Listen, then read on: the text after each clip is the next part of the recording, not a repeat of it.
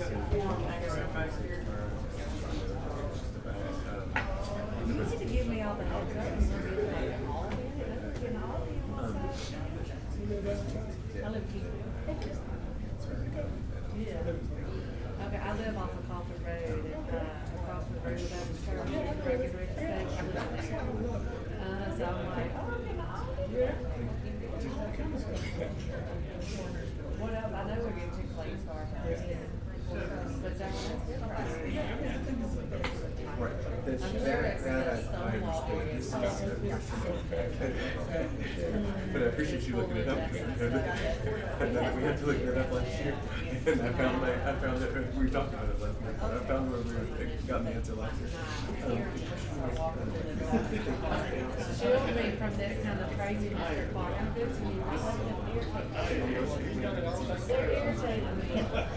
Okay. So you started this. Yes, you were trying to do something. And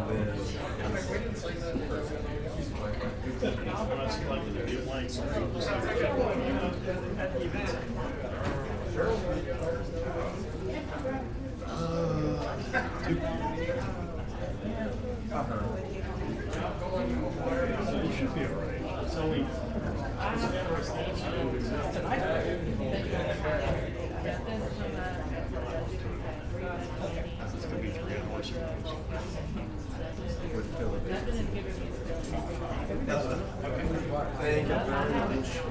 You should do it, yeah. Yeah, you have the particular questions regarding that.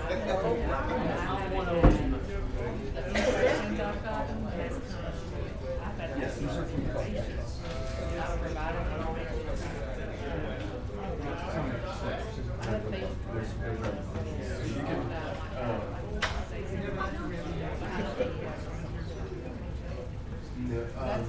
There are. Oh, yes. Yeah. Public comments. Yeah, I have not received it yet. We do have some good.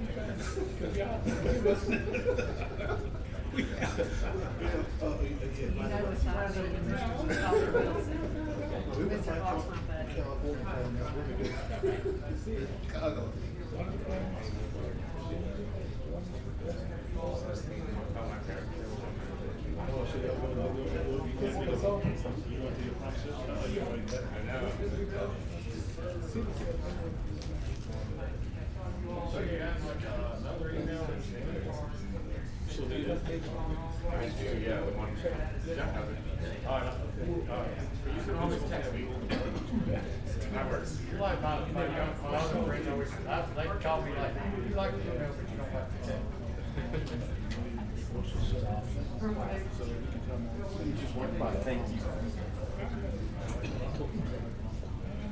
No. Have you ever experienced it? Let's just be Well, I'm a novel filter on the door. But it's only a good idea. Okay. That's just not enough for those to go around. This is from the case at the end? Okay, got it.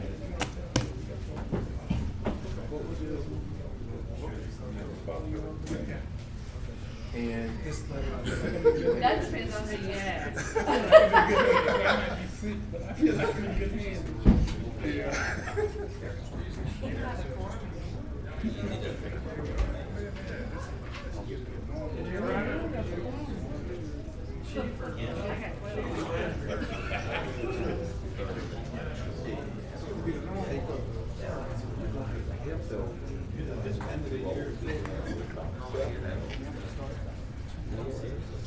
Yes, Chief.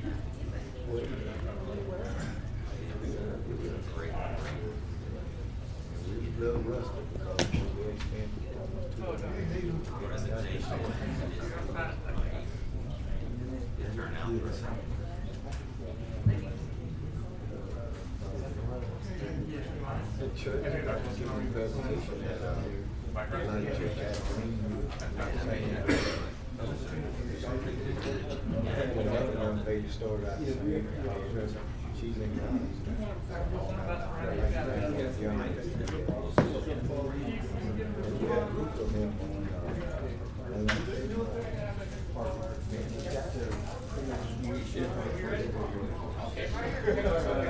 I love it, Father, son.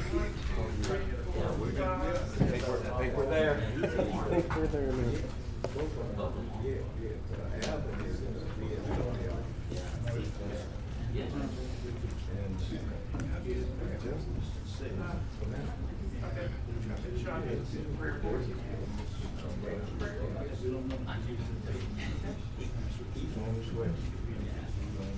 He's climbing it fast. He's a fast burner.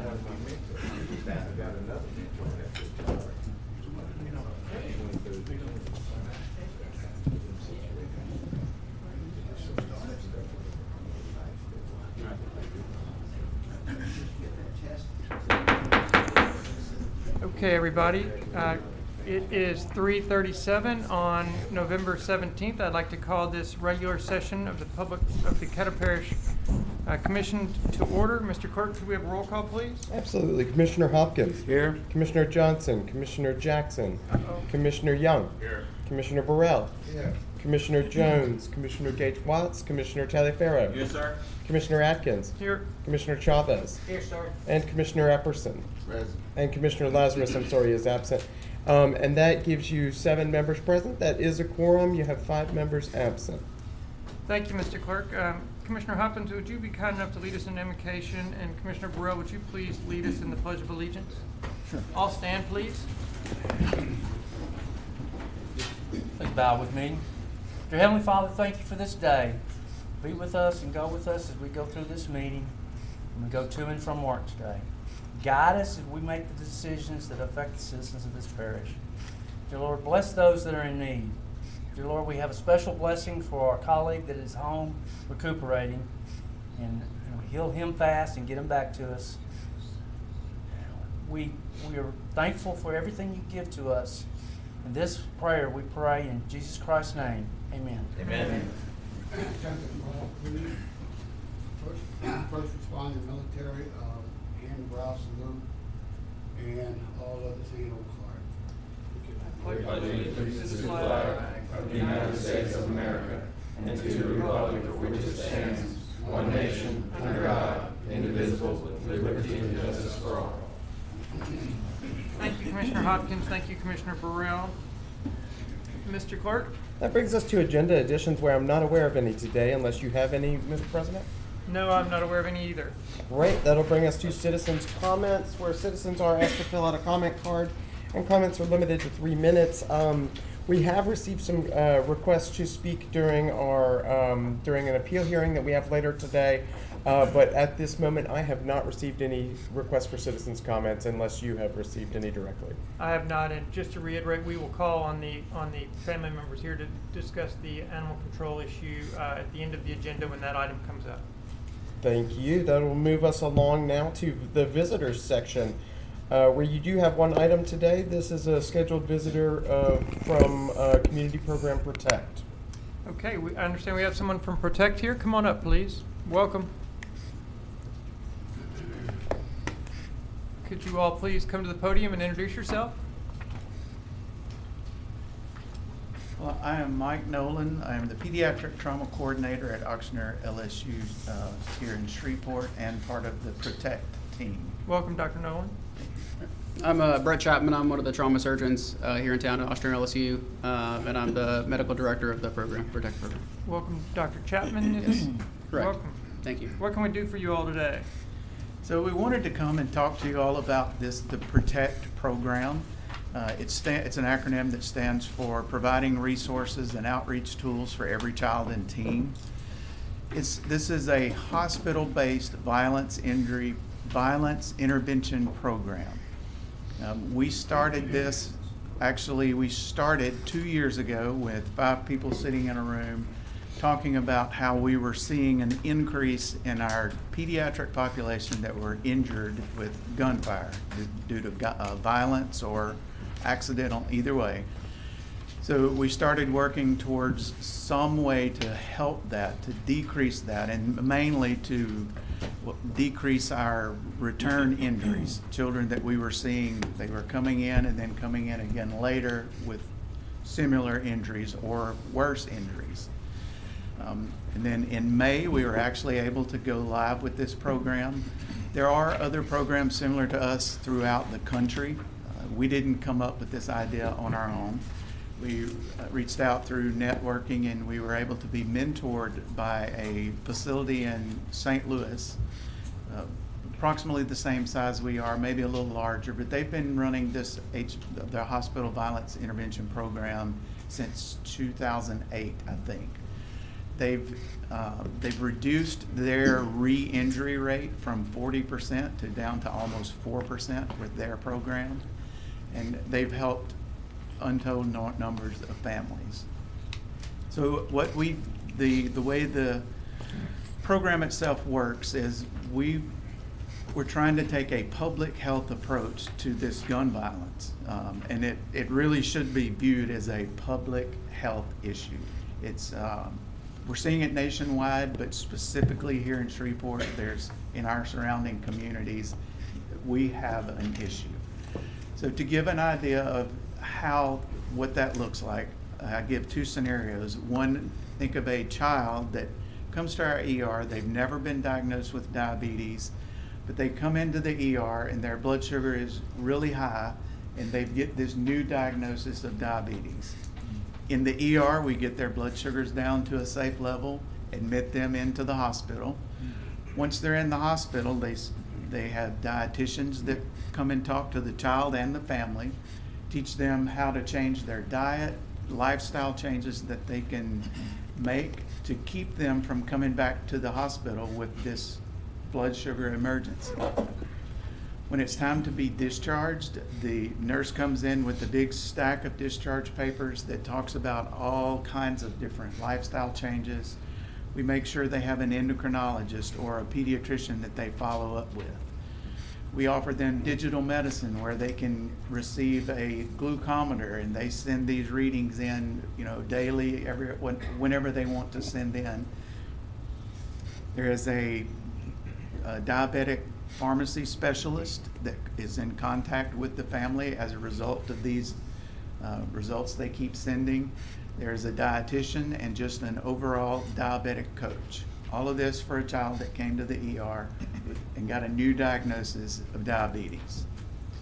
That same child comes in, say, a week later, and he's been shot this time. It's a gunshot wound.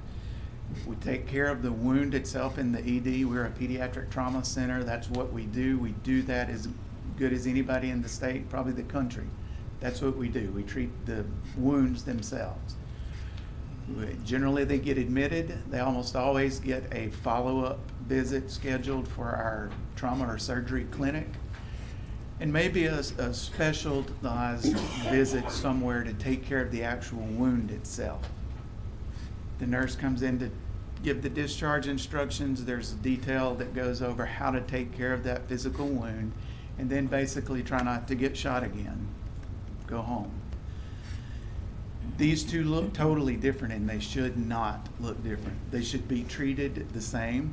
And so that's what Protect does. We've reached out to community resources that over the 2-year time we've established a relationship with, vetted them, they've vetted us. And now when any gunshot victim under the age of 17 comes to our ER, gets admitted, we do a quick social work assessment. We just call it our down and dirty. Do you have food? Do you have a house? Do you have clothes? That's the initial piece of it. And then we start to talk to them about the program. And if they choose to enroll, we do a much deeper assessment. What are the things that brought or caused them to be wherever they were when this injury happened? Is it because of the family, the mom and dad, they don't have a job? So what can we do for them? Do they have an education? We have programs that we try to get them in that helps them learn how to go through a job interview, maybe have some Office Excel, those type things, or just whatever the kid may need. We kind of try to break it into 3 different groups. We have the mental health piece. We want to address I'm sure most everybody's familiar with the PTS, the post-traumatic stress disorder. Yes. Well, there's a lot of studies that show the acute stress disorder right when the event is happening. If we can address it then, it'll help prevent them from going into the PTSD later. So we have groups that we work with for that piece. And then the education piece, whether it's for the child or the family. And then kind of a safe place. We don't have housing for them, but if a child or a teenager decides, when I get out of school every day, I don't want to go hang out with these same places, where's a safe place for them to go? So now we're partnering with SPAR throughout the community to do things like that. And once they enroll, we continue to follow them. We stay in touch with them. We've started it in May. We have some that have gone through and some that we've built such relationships with where anything comes up with them, they give us a call now, which is exactly what we want. So that's the program, the reason we're here in front of you. The one thing that we were told from our mentor facility was that until the community knows who you are, it's really hard to get a family to enroll. And we heard that, kind of took that to heart, but now we've seen that. They don't know who we are. Some think we're coming there to try to take their kids or disrupt their lives. They don't know who we are. There's no trust. The key is to make sure that we get the information out. When the matriarchs and patriarchs of our communities know what Protect is, that's when they saw their uptick in enrollment. So that's what we're asking, that you spread this throughout your constituents. Anywhere you can talk about Protect, we would love to do it. It's such the few that have enrolled, we've already seen such, they're progressing really well, and we just want to be able to get to as many as we can. And then I'll turn it over to Dr. Chapman. And I'm just a nurse, by the way. He's the doctor. Oh, I'm sorry. Okay. Mike downplays it, but this really is his brainchild. So I came late to the party, so I'm tagging along, but happy to be a part of it, and certainly want to help make this problem better. So I want to speak just a minute to the scale of the problem. I think anybody who watches the national news, local news, knows that this is a serious issue. But the latest data for 2021 just came out in July, and so there were 49,000 deaths from gunshot wounds in this country last year, which was a record. That was about a 9% increase from 2020, which itself was a 14% increase from 2019. So if you look at the trends, from about 99 to 2014, there was a pretty stable rate of firearm injury deaths in this country. And then from 2015 to about 2019, there was a slow but gradual increase. And starting in 2019, it started to skyrocket. And we've seen that for the last 3 years pretty consistently. Now, that's even more prominent here in Louisiana, where we are per capita the second highest rate of gun homicide or gun death in the country, behind only Mississippi. And we see that locally as well, certainly as I'm sure you all know from watching the news, and unfortunately I see that in the ER and in the operating room all too often.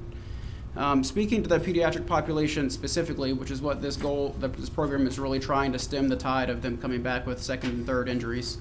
In 2020 from 2019, there was a 34% increase in children's deaths due to gunshot wounds, which was double the all-comers average for adults in the general population. So that was a markedly kind of turning point nationally. And if you look at locally as well, it's even more prominent here. So we actually have the only pediatric trauma center in the state of Louisiana that's verified by the American College of Surgeons, which is the national organization that really maintains quality and surveils these trauma centers to make sure that we're doing the things that we're supposed to do. So we have the only one in the state, and we're pretty dang good at what we do. And that being said, when they came to visit last time to re-verify our center, they looked at our data and they actually stopped us in the middle of the conversation and said, run the numbers again, show it to us, because there's no way this is true. So if you look at all of our patients who are pediatric patients who come in with traumatic injuries, was it 26? 26% of them are due to firearm injuries. The national average is 8%. So we are more than 3 times the National Trauma Center's average in terms of the proportion of our pediatric patients who come in with gun-related injuries. So locally, it is a significant problem, and that was sort of the impetus for this program to really come to life and get off the ground. So I think it's clear that this community needs this program, and like Mike said, this program needs all of you. This is a problem that stretches into every district. It crosses every socioeconomic boundary, racial boundary, neighborhood boundary. I can promise you that every district here has been represented by a child in our ER in the past year, unfortunately. So we really do need your help, and we greatly appreciate the time. Well, thank you very much, Dr. Chapman and Mr. Nolan, for coming down and visiting with us and educating us on this important issue, and thank you all for your service to the community. I see we've got a couple of guys, or at least one guy on the board. Vice President Burrell had a question for you, right here. Thank you for coming down. Anything that we can do to alleviate or reduce gun injuries, I'm all for. But I'm trying to get my head around what you do and how would that affect maybe the number of or how the wounds are done. I mean, how the wounds come about. If it's gun violence, then someone had to perpetrate it. And for the youngsters that wind up getting injured, I'm not sure how dealing with them is going to eliminate the work of the perpetrator. So I'm going to say that safe gun training is going to reduce it. You all are basically saying that once the kid is injured, then you all will work with them, I assume, Right. and somehow change their behavior, in which it may not even be them who has caused the injury. Do you understand what I'm going Right, with and this? it may very well not be. That's why we do that assessment piece. Just one right off the top of my head, and this, we took this from this other, our mentor facility. Just their proximity, where the child was at the time when they got shot. Was it because there was no food at home and they were trying to get whatever they could at home? Those type things. Was there something, and it's no doubt, there's lots of studies out there that show that that's the type of things that lead to a lot of these injuries. So what we're trying to do is identify these and change their trajectory, get them going in a way where they won't have to be wherever they were in that proximity. We even see a lot of our kids that are literally in their home, in their bed, asleep, where it should be the safest place in the world. Right. And the bullet comes through the wall. There's not a lot that we can do about that. We will still assess the family if there's something, they want to be somewhere else but can't because they don't have a job, they don't have transportation. Those are the things that we are trying to help. The perpetrator, we're doing a intervention, this is an intervention program. The perpetrator, that would be more on the injury prevention side. We have another team of people with the trauma center that does injury prevention. We're with this, the intervention. We have them at a teachable moment. They're in a safe place. They're in a place where they don't have the outside influences that they have on a day-to-day basis. And this is our teachable moment, and that's the whole basis behind this. And we're in our first phase. Our ultimate goal is to get this to a point where we have mentors that they're placed with if they want to be afterwards. But that's the prevention is one team, and we're the intervention team. Okay, Yeah, maybe I'm looking at the prevention because Prevention that's is normally where Right. it starts. they wouldn't be there if Yeah. it were not for Right. someone who perpetrated the Yeah, issue. just and just to I haven't heard piggyback that. off of what Mike said, this is certainly a very multifactorial, very complex issue, and there's really no person who understands it 100%, no program that can address 100% of the factors that go into gun violence, and we don't pretend that we can do that. So we're trying to tackle this one subset of patients. And there are certainly, like Mike said, there are the children who are in their home asleep and a stray bullet comes, and those things are difficult to modify. But there are a lot of patients, in fact, the majority of them do have some risk factor that is modifiable, and that's the goal of this program, is to identify those types of things. And this is in no way to blame the kid. We're not in the business of victim blaming, saying you shouldn't have been here, done this. That's really not the goal whatsoever.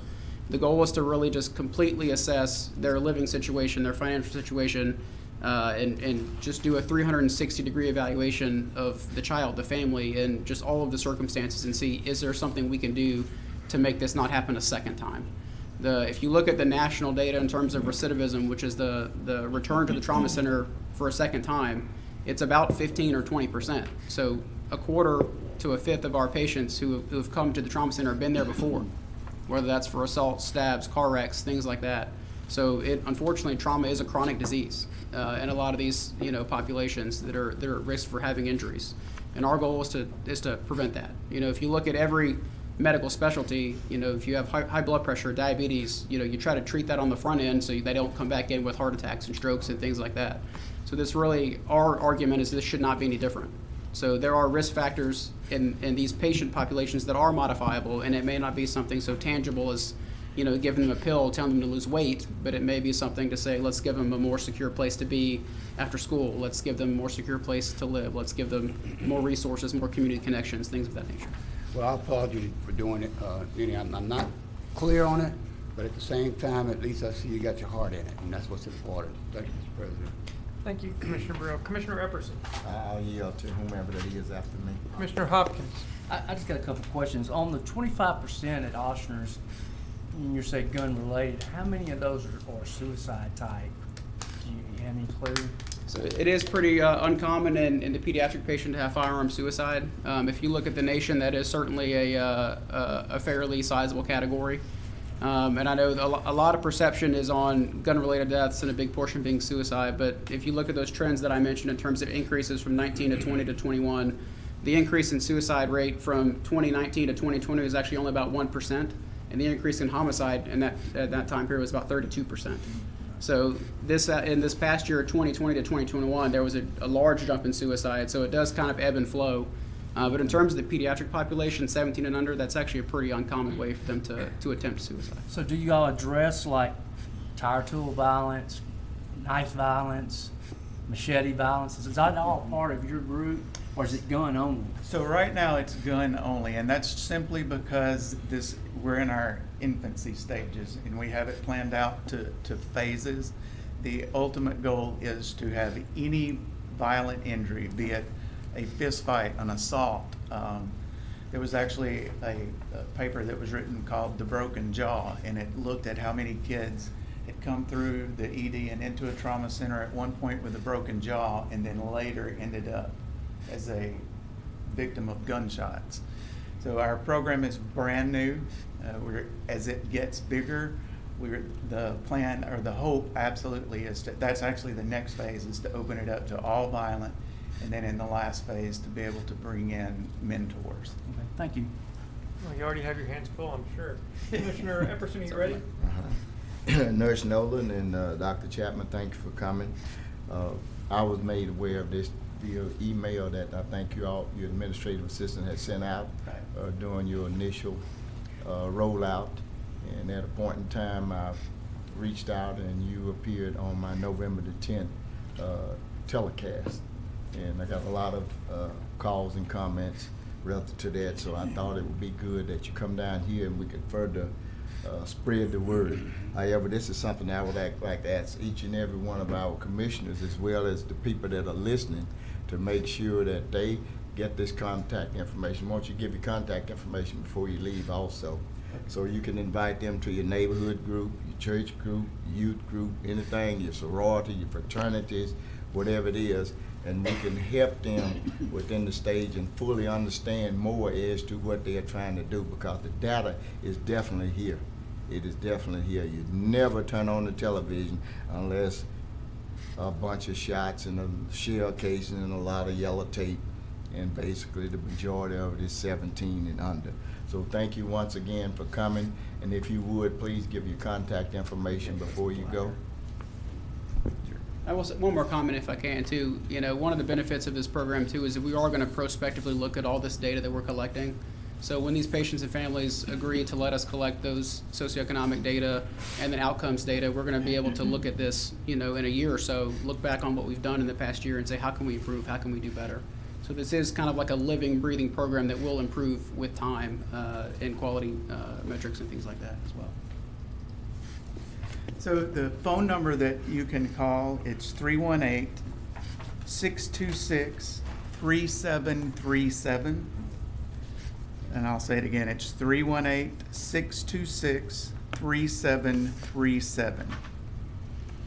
You can also contact us by email at protect@oxnerlsuhs.org. Those are our emails are the longest emails in the world. Okay, and just for the people around the horseshoe, all that's on your It's on the back side of this, yes. And we also have a website for the Protect. It's at oxnerlsuhs.org. Okay. Thank you very much, Mr. Nolan. Thank you, y'all Dr. for having Chapman. us. Thank you so Appreciate it. much. Thanks for what y'all do. I got a question. Yeah, sorry. Commissioner Jackson. Thank you, Mr. President. Just curious, the data that you all collect, do you all gather any data on physical environment, physical place, the conditions that most of your, I heard you say socioeconomic backgrounds, but like, I'm sure you all are gathering maybe zip codes. Is this the deal that Matthew Lynn was also telling me about as well? Yes, that's what, he was actually in that room 2 years ago, and then as he's moved on, it's just kept going. Gotcha. So we're up and running now. do y'all collect like zip codes and stuff So like that? we collect our pediatric registry, or the national database that all this goes into, it will collect an address, but mainly a zip code. That's one of the pieces that has changed since this program started, and that's because that's part of what we're doing is now that there's somebody now dedicated to go see each of these patients to talk to them about all of that. Where do you live? Do you I was just talking to a family yesterday that's in our hospital, and do you rent? Do you have a home? Well, they're between homes is the way they answered. Right. So, So you that are data is now being collected, and that's what he was talking about. That will all be in our research piece. And it may be hard to quantify because this may be more subjective. But do you all look at, when you look at that information, it's great to know that you're capturing that. But do you look at the conditions like, blight, no sidewalks, food desert, bank Right desert? now, we're only getting what we can get Gotcha. from That person. the family, Gotcha. either in face-to-face or phone calls. Gotcha. Because once they're discharged, I call them every 2 weeks, unless there's something else that needs to be that before then. They all have my cell number, they have my office number, and they have my email. But we don't have that yet. Gotcha. We're just Okay. still a small team trying to get big. Gotcha.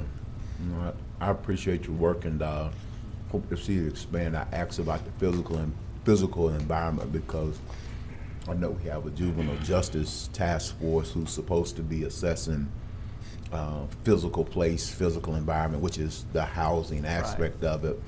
And I've always been a believer that individuals are products of their environments, or they become products of the environment. Not always, but more often than not.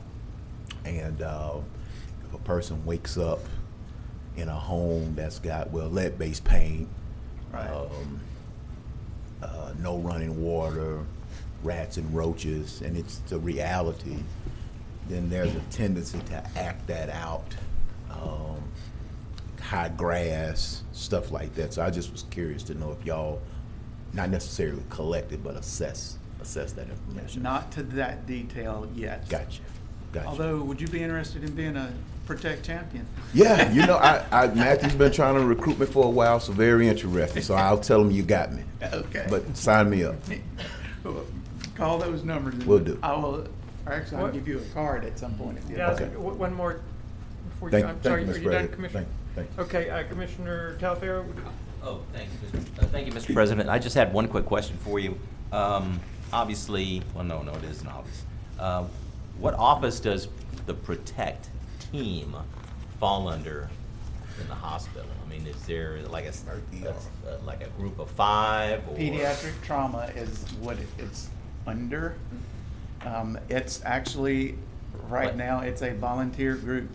When I say Okay. volunteer, we all have other hats that we wear, but right now, we're also doing this on top. We have a position that I think may have been filled that's specifically for Protect, a social worker person that Got it. will help drive the assessments inside the facility as well as our community events.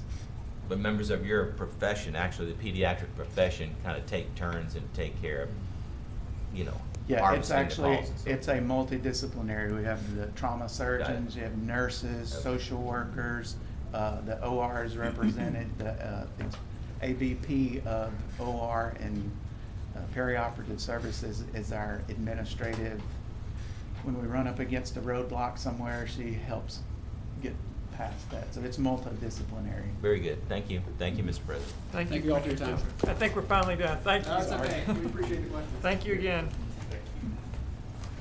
Okay, clerk. That is all we have under visitors today. Our next item is adopting regular session minutes. Move to Adoption.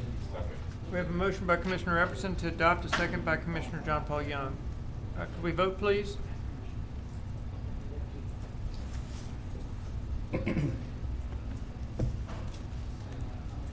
All right, that motion carries with 7 in support, none in opposition, and 5 absent. And that brings us to special resolutions, where you have one item today. The only item you have today is a special resolution of recognition for Giselle Proby Bryant. Okay, thank you, Mr. Clerk. Commissioner Epperson, I will turn the mic over to you. I'd like to move for adoption, and then after adoption, have the clerk to read the resolution. Second. I have a motion from Commissioner Epperson to adopt the special resolution, a second by Commissioner Chavez. Do you want to vote now or after the reading? Let's vote now. Okay. Now let's vote, please. Did you vote, John Paul?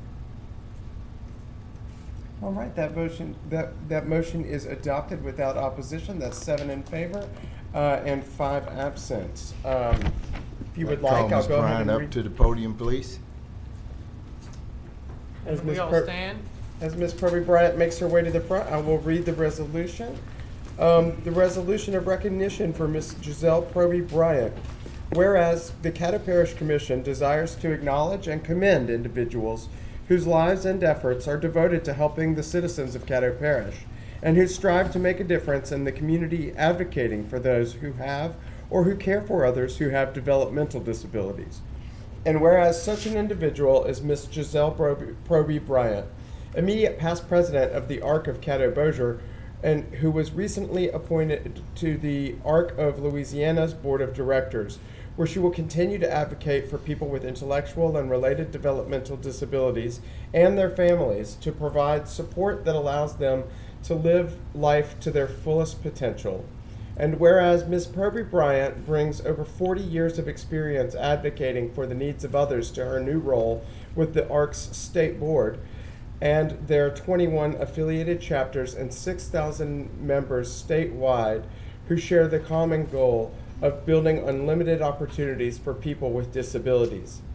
And whereas Proby Bryant has been described as the ultimate volunteer, someone who shares her God-given gifts, valuable knowledge, and well-honed leadership skills with others on a regular basis with no expectation of recognition or reward, a true servant leader who is as valued for her character, grace, dedication, and dependability as she is for her extensive expertise in special education law, her career as a licensed speech pathologist, her time in the role from which she retired as Director of Special Education and Federal Programs for the Bossier Parish Schools, or her Master's Plus 30 in Educational Leadership and Administration, and her ability to meet families in need where they are and determine how to connect them with the resources they need to access their communities.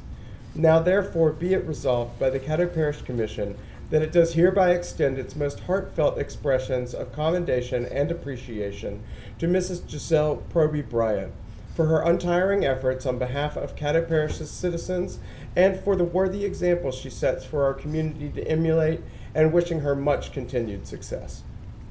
And it is signed Commissioner Atkins, Burrell, and Epperson.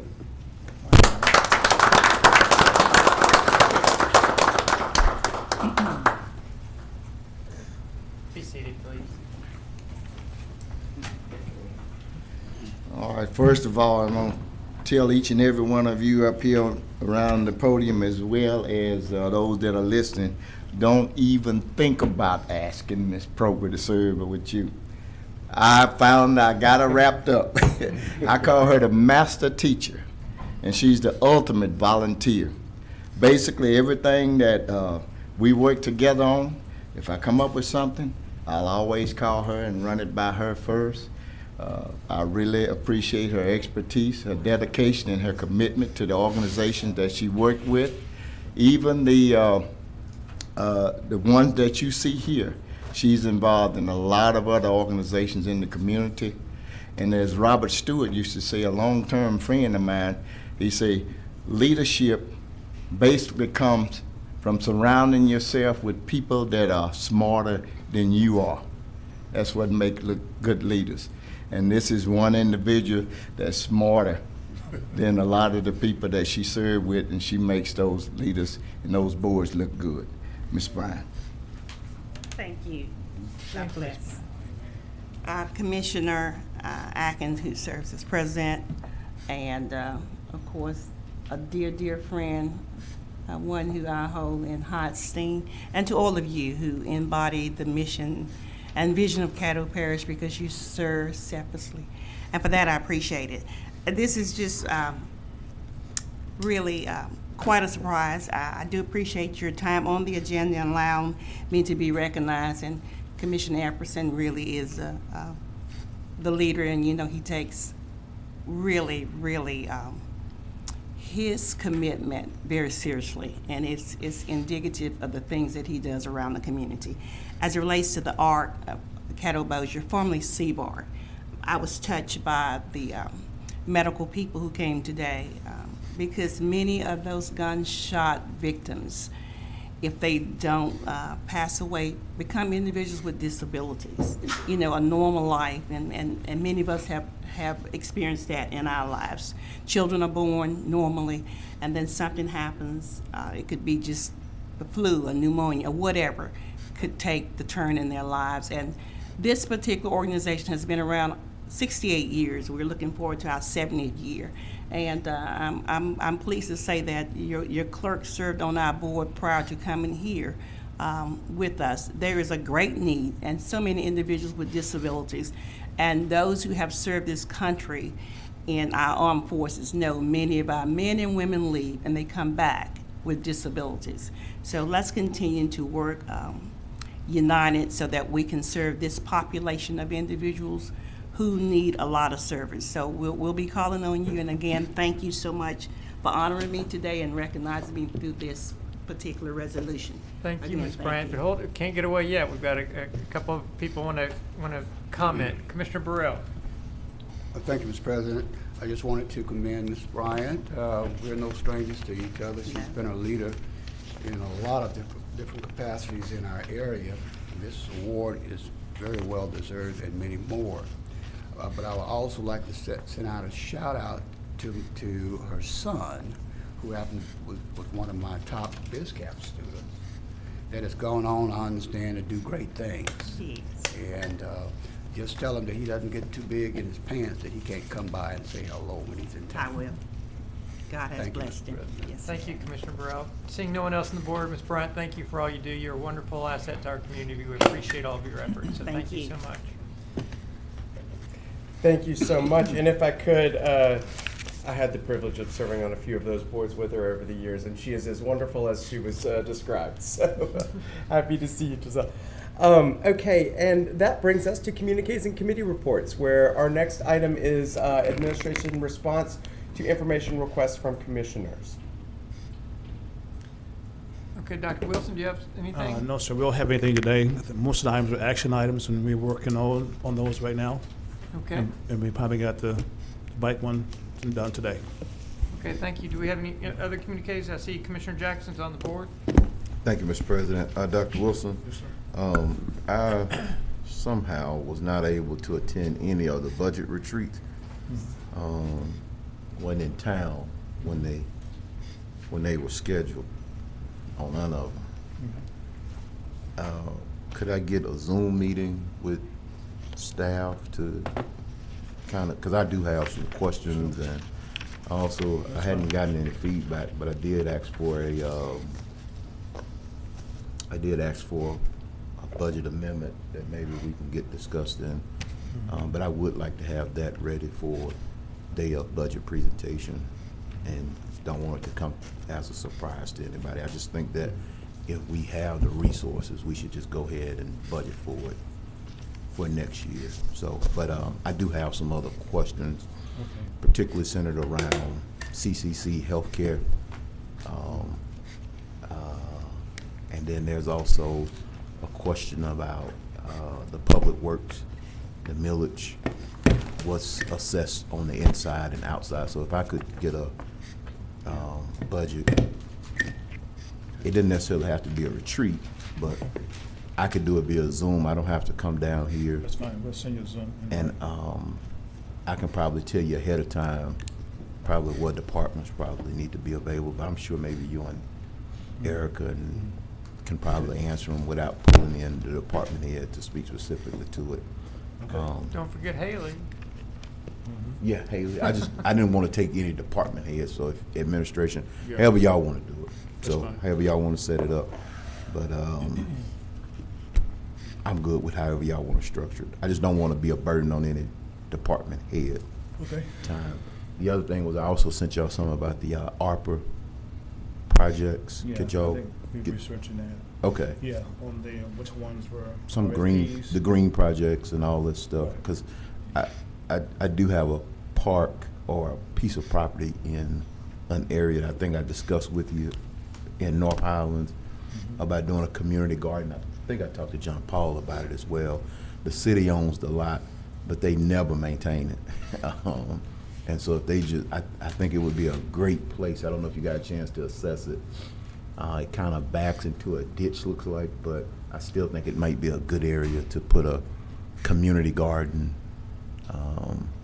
or some type of pocket park there. But I think a community garden would be good. A lot of seniors in that area. And then I know I haven't forgot Travis, my ride along time. I hadn't forgot that, so I'm still gonna make good on that. And then Dr. Wilson, do y'all still have the stuff for the detailed expenditures on the CCC inmate care ready for me to come sit down and look at? Do y'all have that ready, or do y'all need to? Yeah, this is the one, is this the follow-up question you asked me to ask the sheriff? Yeah, and I still hadn't much. I got my honey bun, but I hadn't got the answer to my question. And neither have I, but I'll go back and try to get it again. What a coincidence. But I do want to get that information. Hopefully I'll get it before our budget meeting. And then my last one is to just put you, well, I'll get with you offline on the last one. I appreciate it. Thank you, Mr. President. Yes, sir. Thank you, Commissioner Jackson. Commissioner Epperson. First of all, I would like to thank each and every one of you for the cards, the calls, visits, and gifts of condolences on behalf of the loss of my mother. Hopefully I didn't miss anyone. I tried to send written thank you cards to everyone. However, if I did, please accept our heartfelt appreciation for your concern for the Epperson family. Also, I'd like to thank Chris, Charles, Hunter, Roy, and others who were instrumental in the success of this year's Veterans Honor Ceremony and Parade from the Facilities and Maintenance Department. Kevin, were it not for those men, we would have been in trouble. I think they were the main cog in the wheel. They were the bearing that was well greased, that made everything come out a success. I was really on pins and needles and a lot of sleepless nights, but Chris stayed with us, Charles, all of the fellas. Were it not for them, we would not have achieved the success that we had with this year's parade and honor ceremony. And of course, we were a little rusty, but they helped make it a lot smoother because we hadn't done anything within the last 2 years. So please, I've called them and told them, so please give my thanks again to them. Our compactor site workers, I don't know if Ken or Tim is here. Yeah, he's here. Okay. Yeah, you know, I always harp and preach in behalf of the job that they do because I'm a hands-on individual. And I've been out there and hid behind that building and watched some of the things that they go through. I've changed vehicles. They get a lot of verbal abuse. And they don't deserve it. I've been getting a lot of concerns about not accepting plastics. Am I correct that we don't accept plastics? I thought I heard somebody say that they take them to Bossier now. Is that true? Plastic being accepted in Bossier? But anyway, these are policies that's in place, and the citizens come down and they get irate with those workers. So let's make sure that we put out signs or articulate to the community what we accept and what we do not accept, because those employees should not be subjected to that abuse that some of them go through. And I've witnessed it, because I've hid out and I watched. So this isn't anything that somebody's telling me. This is what I know. And Dr. Wilson, as I stated, I know we're in the budget, but I hope you can find in the budget, I don't think any of those compactor site workers should be making less than $16 an hour for what they go to. The stench, the abuse that they take, the temperatures, the sacrifices that they made. Yes, a job, true enough, but they should be treated with dignity and respected and should be rewarded for what they do. Our sexual oriented business ordinance are still under scrutiny. Getting information from the community. We're also tracking what the city is doing relative to theirs.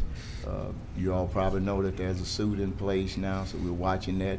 So we aren't going to do anything on a knee-jerk action or politically motivated. We're going to do it based on fact and data. So this is still a work in progress as to what we think that we can do to alleviate some of the issues that has arisen from the SOB ordinance and the businesses within the city of Shreveport. To Ms. Frazier and Ken, again this year is hunting season. We're having the issue into the Deer Creek Estates neighborhood, especially on Fawn Pat, where they come into that dead end. They bring their trailers in with their ATVs on them. They park in front of people's property. No one knows who they are, and they go out into the woods with their lease.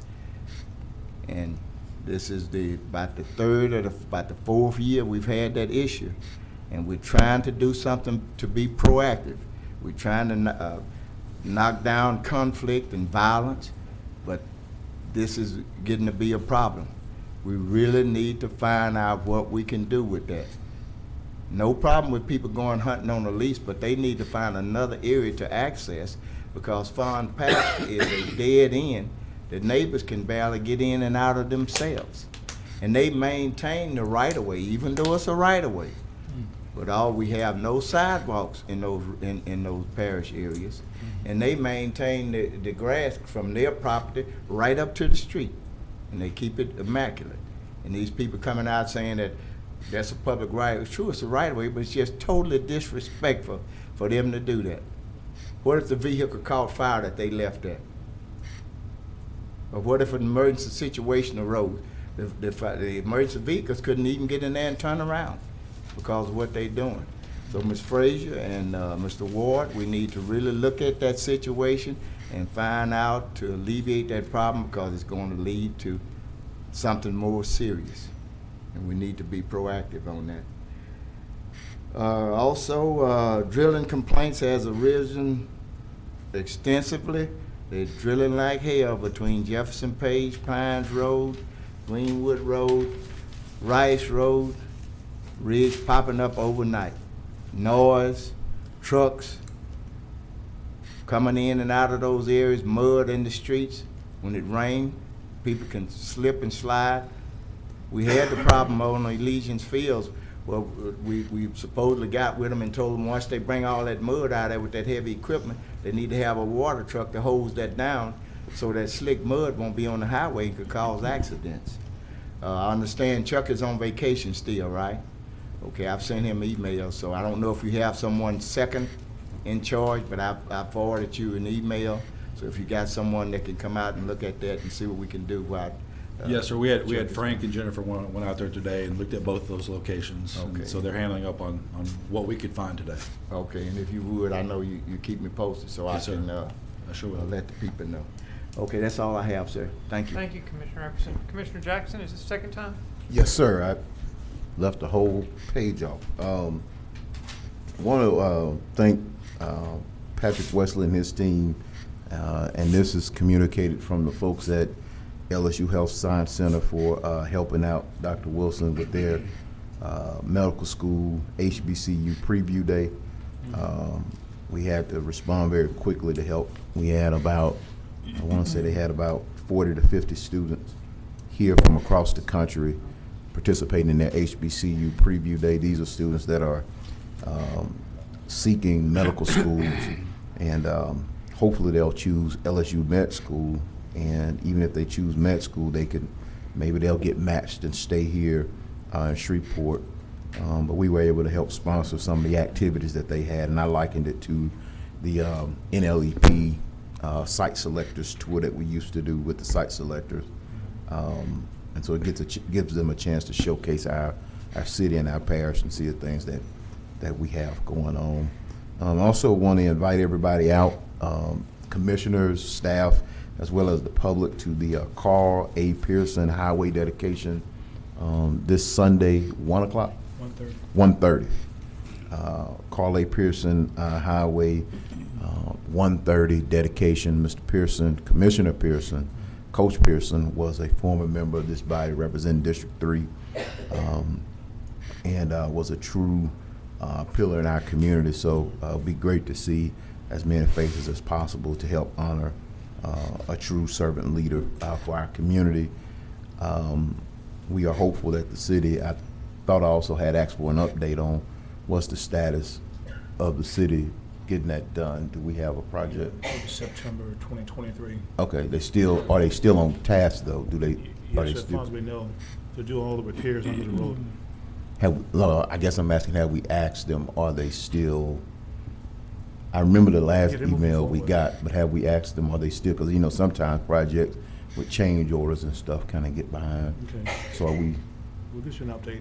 Okay. The last update we had was what I just told you. okay, We said we got another one that's more refined. okay, all right. So if we can get that, because I do believe there's a commitment to repave and overlay that road once the city of Shreveport does their work on it. So very, very bumpy highway. And Dr. Wilson, are we going to spruce up the area? I know Ms. Pearson, and I appreciate you and whomever the team is that's working with Ms. Pearson. Is that Tim? Yeah, Tim Weaver's Okay. doing that for me. Appreciate Public Works for working on that to make it a great event. So thank y'all for that. Also want to thank everybody who came out to the Caddo Common Park Pavilion event this past weekend. That was an opportunity to continue to showcase and highlight the great things that are going on in our downtown urban core. So thanks to Pam for that. As y'all know, that was one of the projects the Parish Commission funded. Mr. Clark, would you come up for me?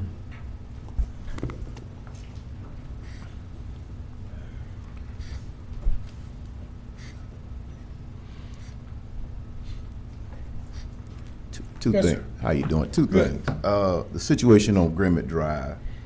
I saw you sent a note saying that y'all were trying to make sure they comply. I'm curious. Do they? It seems like they put the cart before the horse. Is it standard practice that they move their building onto the lot before they get permits, zoning, and all that, or should they wait? I mean, what happened there? It's not standard practice, as you well know, Commissioner, that I think it was a situation where the building had to be removed from Wells Island Road, and that's why it was allowed to be moved to property that the owner owns on Grimby Drive. But we have every intention of ensuring that it's not looking like the pictures that I have seen, and it will go through a site plan review process, and if it has to go through a facade review process, all of those things will happen. What is it supposed to be? Do y'all know what It's going to be an be? office. An office building? It's not going to be a residential dwelling. It's going to be an office. Okay, and maybe I'm being nosy, but what prompted, or did something prompt it to be moved from Wells Island? Because I didn't even know it was on Wells Island Road. Was it just? And I don't know, and I apologize for not knowing, but I have not a clue. I think it was just a situation where it can no longer remain there. And I'll be reaching out to the property owner tomorrow, as I alluded to in the email, Okay. to find out exactly where we are on that situation. Okay. And would y'all be the organization to talk to the convenience store owner next door? Because they seem to have closed, going out of business, and it looks abandoned and run down. Or would that be property standards? It would be property standards Okay. and us, and we'd be happy to look into that location, because Okay. as you know, we tried to induce some assistance in liquor stores in particular areas, and them not getting into those type conditions. Yeah. Speaking of liquor stores, liquor store on North Market. Yes, sir. Are we? I'm concerned, and I think I expressed my concern. Still concerned. If North Shreveport is going to be burdened with more alcohol, will there be some type of design standard set? Like, what happened there? Because I still feel a little let down. Somebody's going to have to answer the question, what happened? How was this? We thought we defeated this. Somebody's going to have to answer to that question. And I feel like I'll be in the frying pan. Councilwoman Taylor will both be in the frying pan for it. But what happened there? Well, yeah, and you never gave me an opportunity to respond to your concerns. You just expressed your concerns. I've calmed down since and that I day. just sit back and allowed you to vent and respected you as the commissioner. But we did do an extensive research into liquor stores. Well, hold we on, had a Mr. Pro. moratorium. You know, you can always come to the neighborhood association with me too and get I would all be of happy it. to. Because they gonna vent real bad. I don't think they need to vent if they ever understand what we actually accomplished. I think we had a monumental accomplishment, and Councilman Burrell will remember, as a city councilman, that has been an issue that we have been working on for many, many years, how to remove liquor stores from inner city neighborhoods and how to prevent them from coming into inner city neighborhoods. So we've come up with use standards. Now, the one that you got upset about just happened to be the one liquor store out of 55 liquor stores in the city of Shreveport that met the use standard requirements to be a liquor store. We ensure that they are not within 200 feet of a residential district. We ensure that they are not within 1,000 feet of another liquor store. It just so happened that this one was like 500 feet from the apartment complex. I think it's Villa Norte. It was like 1,000 plus feet from Cherokee Park. It was like 1,000 feet from the Thrifted Liquor down the street. It met all of the use standards, and that's why it was allowed to get there. What you would hopefully be, and you also, Councilman Burrell, from that past experience, would be happy about, is that as these liquor stores close, they will have to meet these standards, and they will not be allowed to reestablish. And this was the first phase of our liquor store ordinance, because we really want to concentrate on removing liquor stores from inner city neighborhoods where they are right in front of neighborhoods and so, I mean, residents and so forth. So it's a lengthy process, but I've been here 28 years, and we've tried some of everything to get liquor stores out of inner city neighborhoods. This will get them out in time, but we have some other ideas on how we can expedite that process. Yeah. Okay, and so can we, or has it passed this phase, but the design standards that were put in place for the one on Kings Highway, Kings and Ockley, Ockley, Gilbert, or one of them. Gilbert, Yeah. Fern,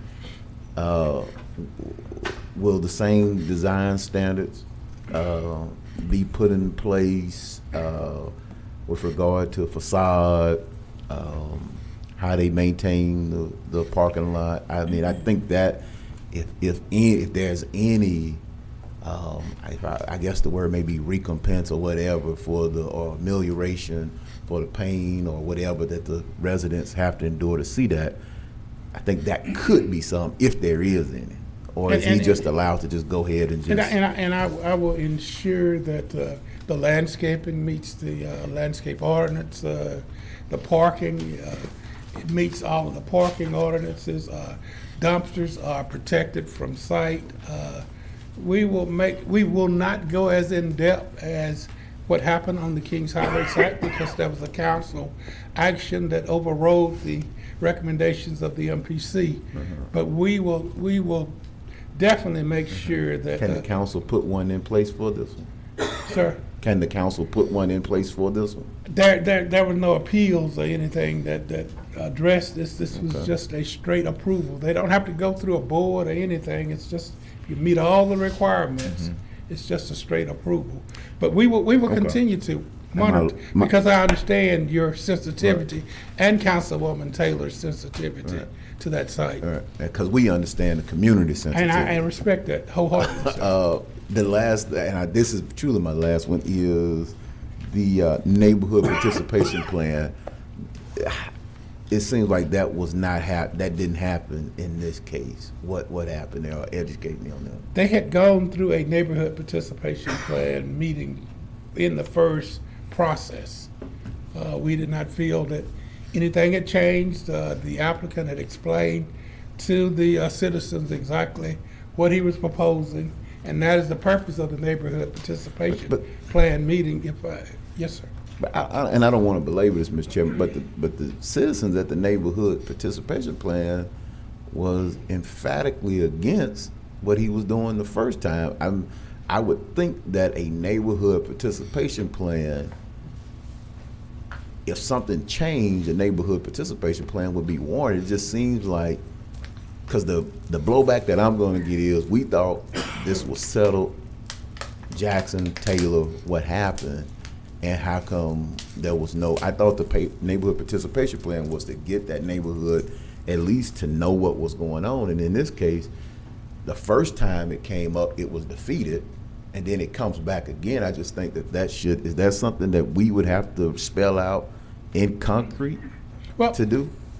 And Commissioner Jackson, we may be in error in our assumptions in reference to this particular business owner. We hear it all the time, and I'm sure you've heard it, that the MPC is anti-business, it's not business friendly, it's too onerous, it's too obstructive to businesses, it puts too much on businesses, require them to do too many different things, and we just did not feel that it was necessary for a business to have to go back through this process when a business person had met with the neighborhood, explained to the neighborhood everything, and that's the only purpose of neighborhood participation plan meetings. They are not meetings that determine whether or not something is allowed. I know it's not, but you've also heard that we got to be more business friendly, you should have also heard that we got to protect neighborhoods. We don't need proliferation of liquor stores. These instances continue to happen in black and brown and poor neighborhoods. Seniors, so you've heard that as well. And so I would believe that if we're going to do that and do that over there with those folks who believe that. And we're doing everything we can to protect inner city neighborhoods. That was the basis for the moratorium. That was the basis for the study. We brought in the American Planning Association and some other consulting firms to try to come up with a mechanism to prevent proliferation of liquor stores where people actually stay. You know, we have liquor stores in black communities right in front of houses. We were emphatic that that would never happen again, and it will never happen again with this ordinance. But we are not responsible for what has happened over the period of time, 30 or 40 years, and they're there now. But we are working with everything we have to get them out. Okay, well, to be continued. Thank you, Mr. President. Thank you, Commissioner Jackson. Thank you. Thank you, Thank Mr. you. Clark. Thank you, Mr. Clark. Commissioner Chavez. Thanks, President. Attorney Fraser, I sent you an email, and I'm getting a lot of complaints in District 10. I don't know if any other commissioners are getting this, but can you check with the city attorney for the for Shreveport about those school zone speed cameras? I'm getting messages that they're not legal, that the city council never passed an ordinance to allow them. I have no idea, but I know we're getting questions, or at least I'm getting questions. So can you figure out how the citizens should pay them, should interact with that, and then let all of us know so that we can field these questions? I will gather what information I can. Okay, thank you. Next, President. Thank you, Commissioner Chavez. Commissioner Young. Thank you, Mr. President. Mr. Clark, you don't have to come back up, but I, based on the conversation about the landscaping at a new liquor store, I just wanted to call to your attention. I don't think any of the stipulations for landscaping have been met by the Highland Liquor Store on Kings Highway and Gilbert, and it's been 3 years. I drive by it every day. I think all their bushes have died since then, and no new ones have been put in or anything. So I wonder if you could enforce that for us. We will go back and look at it, and all landscaping, it's something that we've been negligent in doing, is requiring them to replant, if I can stay here, sir, requiring them to replant when those plants are dying. That's a discussion we had earlier this week. Great. We should start seeing it. Great. I remember there were stipulations in the meeting, Yes. which I attended at the city council, and I don't think any effort was ever made to meet those. So please check on it. Thank you. Thank you, Mr. President. Thank you, Commissioner Young. Seeing no one else, I'll move into President's report. Is that all right? You're right. All right, thank you, Mr. Clerk. Just wanted to make three quick points. First of all, several of us were in a long-range planning meeting yesterday when we were notified of a number of people having problems with the last vote, with the voting machines in the last vote, or precinct lines and district lines. And I would just like to ask everybody who may be listening today who has had problems with, who did have problems with voting in the last, on the last election day or in the early voting process, to please notify 3 people: Secretary of State Ardois, Registrar of Voters Sibley, and Clerk of Court Spence. If you could send an email to all 3 of those so all 3 are aware. I'm just trying to determine, I think statistically it's probably not a significant number, but I just want to make sure that everybody's aware of those problems and that we get those problems resolved, and that the key players are aware of that. Secondly, I wanted to thank Commissioner Jackson for covering for me on Sunday when I'm going to be out of town for the Mr. Pearson road dedication ceremony. So thank you, Commissioner Jackson, for covering for me there. And thank you, Commissioner Burrell, if you're going to be there as well. I won't be there. Oh, you will not be there. Okay. So Commissioner Jackson will cover for both those. And then lastly, I wanted to remind you all that Commissioner Talferro will be leaving us at the end of the year and joining the City Council. I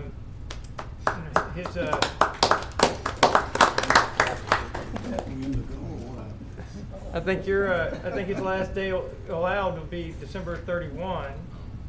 So we need to begin thinking about a temporary replacement for Commissioner Talferro. So particularly, Commissioner Talferro, I'd like you to think about people in your district who you'd like us to consider.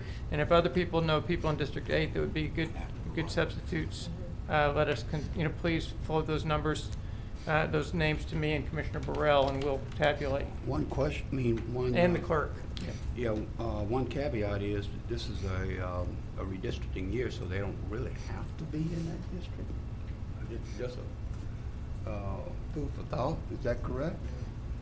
Actually, Commissioner, Just for the they will be appointed from the district as it stands now. Okay, Because but you're if they were running, then they would not necessarily I'm sorry. I say, but if they were running for office, then this being a redistricting year, isn't it correct that they don't have to be in that district until they have to take office? Is that- No, that would be from the legislature maybe, but per your charter, they have to be from Okay. that district. All right, well, yes. that's from the legislature. Okay. Thank you.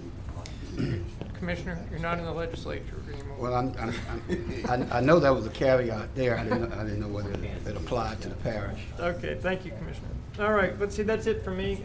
Mr. Clerk, I'll turn it back over to you. Okay, that brings us now to our public hearing on budget ordinances. Today is your public hearing on budget ordinances. This has been advertised in our official journal.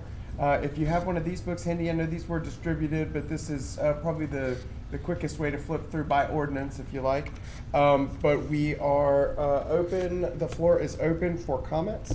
First, we'll have to have a motion and a public second to hearing. open the floor.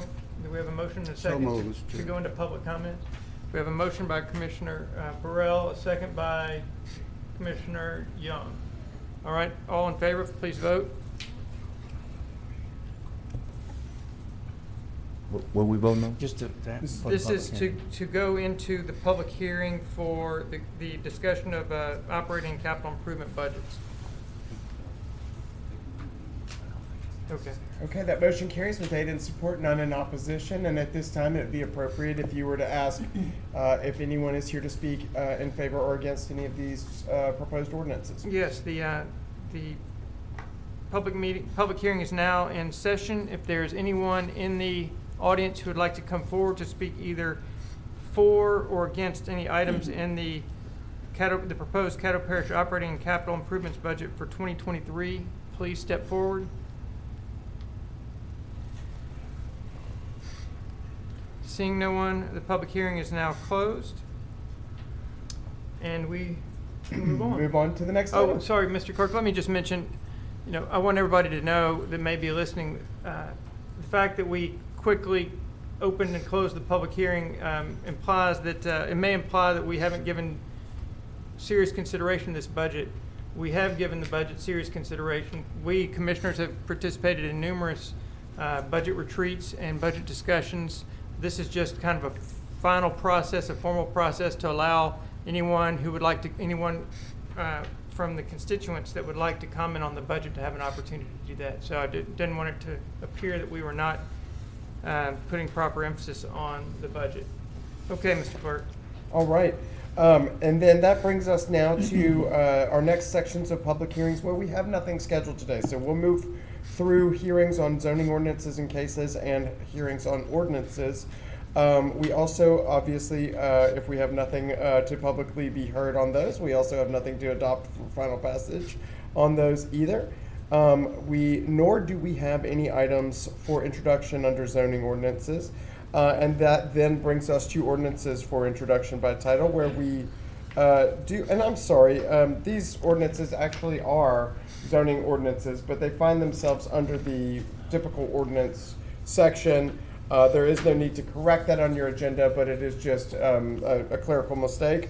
And I just want to call it to your attention, but I will at this time read those for introduction. And those are introducing ordinance number 6295 related to 22-24-P. That's an ordinance to amend Volume 2 of the Code of Ordinances of the Parish of Caddo as amended, the Caddo Parish Unified Development Code, by amending the zoning of property located on the south side of Southern Loop, approximately 1,600 feet west of Wallace Lake Road in Caddo Parish, Louisiana, from RA, Rural Agricultural Zoning District, to CUV, Urban Village Commercial Zoning District, and otherwise provide with respect thereto in District 9. The next item is the introduction of ordinance number 6296 related to 22-25-P. That's an ordinance to amend Volume 2 of the Code of Ordinances of the Parish of Caddo as amended, the Caddo Parish Unified Development Code, by amending the zoning of property located on the northeast corner of Linwood Avenue and Buckley Boulevard in Caddo Parish, Louisiana, from C1 PUD Neighborhood Commercial Zoning District to C1 PUD Neighborhood Commercial Zoning District, and otherwise providing with respect thereto, also in District 9. That concludes the items for introduction of ordinances today, and brings us to work session minutes. And your work session minutes for your Monday work session are attached. Move for adoption. Second. We have a motion from Commissioner Epperson, a second by Commissioner, who was that? Mr. Jackson, Commissioner Jackson, to introduce, or to approve these, what are we doing here? Approving the work session minutes. Okay, Yeah, work session minutes. approving the work session minutes from your 11/14 meeting. Okay, can we vote on those, please?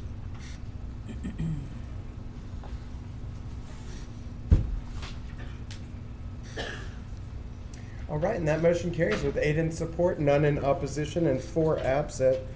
That brings us now to resolutions, where you do have 2 items attached today. The first is Resolution 50 of 2022. That's a resolution giving written public notice of the regularly scheduled meetings of the Caddo Parish Commission for the calendar year 2023, and otherwise providing with respect thereto. You have attached your resolution and also a list of the meeting dates. I would like to call to your attention, there is just one meeting date that fell on a somewhat unusual day, and I want to make sure y'all are okay with it. That is the meeting that would happen about this time, your second November meeting next year, does fall on the Thursday of Thanksgiving, so it would move forward to that Wednesday.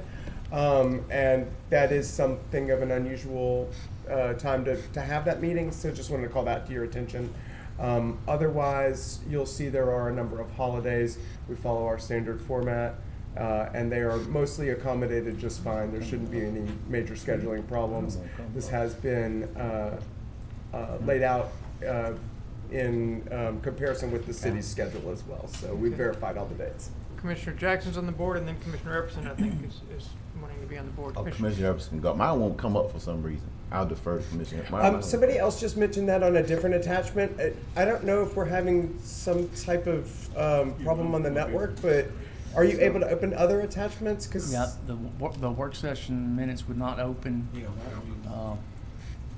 Even when you refresh, you're not getting. Okay, let me see if I can go do something on the back side of the computer to refresh the stuff in the chamber here. But do we need? If we don't need it, I don't want think we need to. But I mean, I'm happy to print a copy of it if you'd like to see, but I hate that those aren't available to you. They were available on my computer in my office, so I think it's just this system that we can still probably open them. Right. Okay. Good. Well, thank you. All right. Anyone who needs a copy of that calendar, please reach out to Commissioner or Clerk Everson. And if I could also, if you are interested in doing this, we are happy to go ahead and forward all meeting invitations for the entire year at once, if you like. Some people prefer that. Some people think it's too many invitations at once. But we're happy to go ahead and send you all of those requests for next year and go ahead and get those on your calendar if you'd like digitally. Commissioner Epperson. I'd like to move to englobo and adopt Resolution 50 of 2022 and Resolution 51 of 2022. Second. We have a motion from Commissioner Epperson to adopt Resolution 50, Resolution number 50, and Resolution number 51. That was seconded by Commissioner Hopkins. Would you like to comment on your motion, Commissioner Epperson? No, sir. Commissioner Jackson, are you on the board new? Or Yes. Is that old? Yes. Okay, go ahead. I'd like to make a substitute motion for Resolution 50 to set our start time at 4:30 p.m. for our regular session.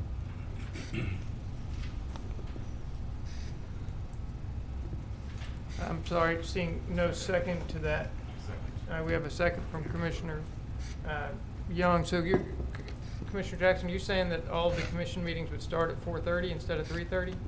Yes, that's my annual motion to every year that we do this. I just feel like it can help instead of folks having to take off work. Are y'all in school? They had to take out school to be here? Okay. So somebody had to go get checked out and take off work, and I just feel like if we set our meetings at least about 4:30, it would give folks an opportunity to participate without having to go through the process of having to miss school time, miss work time, and things of that nature. And, you know, we can have a more engaged citizenry. So that's just, again, I make this motion annually, and that's just what I feel. Thank you, Okay. Mr. President. All right, so Commissioner Epperson, you had the motion to englobo, but now Commissioner Jackson wants to. Well, I want to speak in reference, someone ahead of me? I can't see. Burrell, and then you. Okay. You speaking in reference to the substitute motion? 51, not his. Okay. Oh, I just want to say, I'm not going to support the substitute motion. I think that should be something that's in the charter. We need to think about that. When I come down here 20-something years ago, the meeting started at 1:30, okay? 1:30. And you're going to always inconvenience somebody. You know what I mean? This is an educational process. I don't think it'll be any problem for those kids, just like a field trip. Take a field trip. And all of us that have jobs, you know, ever since I've been on the commission, with the exception of the last 12 years, I've had a full-time job. And I think that's something should be in the charter, should be discussed. But you are not going to satisfy somebody. So I think we're fine at 3:30, and I would not be in support of changing that. Thank you. Thank you, Commissioner. Commissioner Burrell, are you speaking to the substitute? So I guess we take the substitute at this point, at this time then. Are we ready to vote on Commissioner Jackson's substitute motion? All right, let's vote.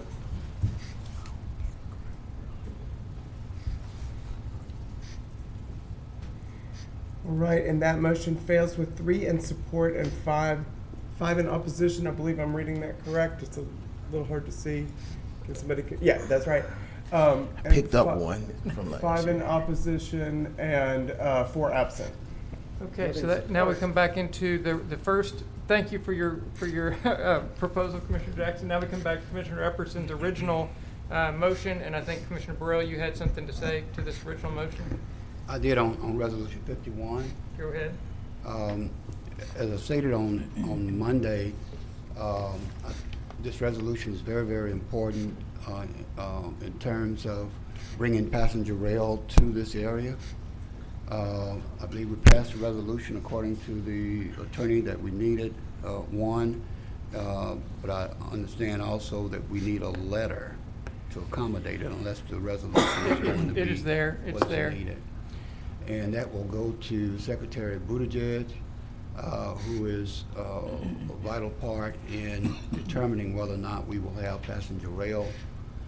I received a call from Senator Cassidy's office this past week, and he's trying to secure funds through Governor Edwards to move forward on this. So it's in a pretty aggressive mode at this point, and glad to see it after 13 years. Thank you. Thank you, Mr. President. Thank you, Commissioner Burrell. We appreciate your attention to that important item on behalf of the commission and the parish.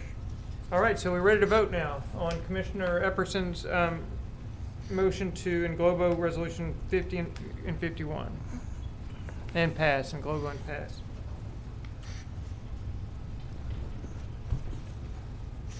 All right, that motion carries with 8 in support, none in opposition, and 4 absent. That brings us through to new business. We have no old business today. And under new business, our first item is introducing end of the year appointments. There is no need to vote on this today. This is purely here as a reminder to you. If you have something that affects your district that's in here and you want to take a look at it, please let us know if you'd like to see a change to these appointments.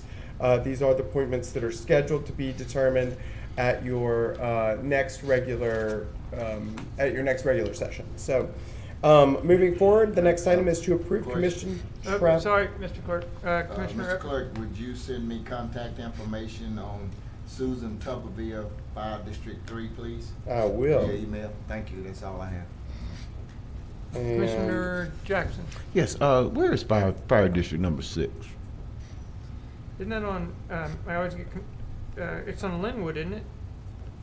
The South Shreveport? Yeah. South. South Linwood. Okay. Is that it? Yeah, yes, sir. Okay. Thank you. Thank you, Commissioner Jackson. All right, Mr. Clerk, back to you. Okay, that brings us to 21.2, which is approving commission travel for participation in Southern University System Board meeting from Commissioner Jackson. So moved. Second. A motion by Commissioner Young, a second by Commissioner Burrell. Any comments? All right, let's vote What we voting on? on number, Just the trip. Oh, okay, all right.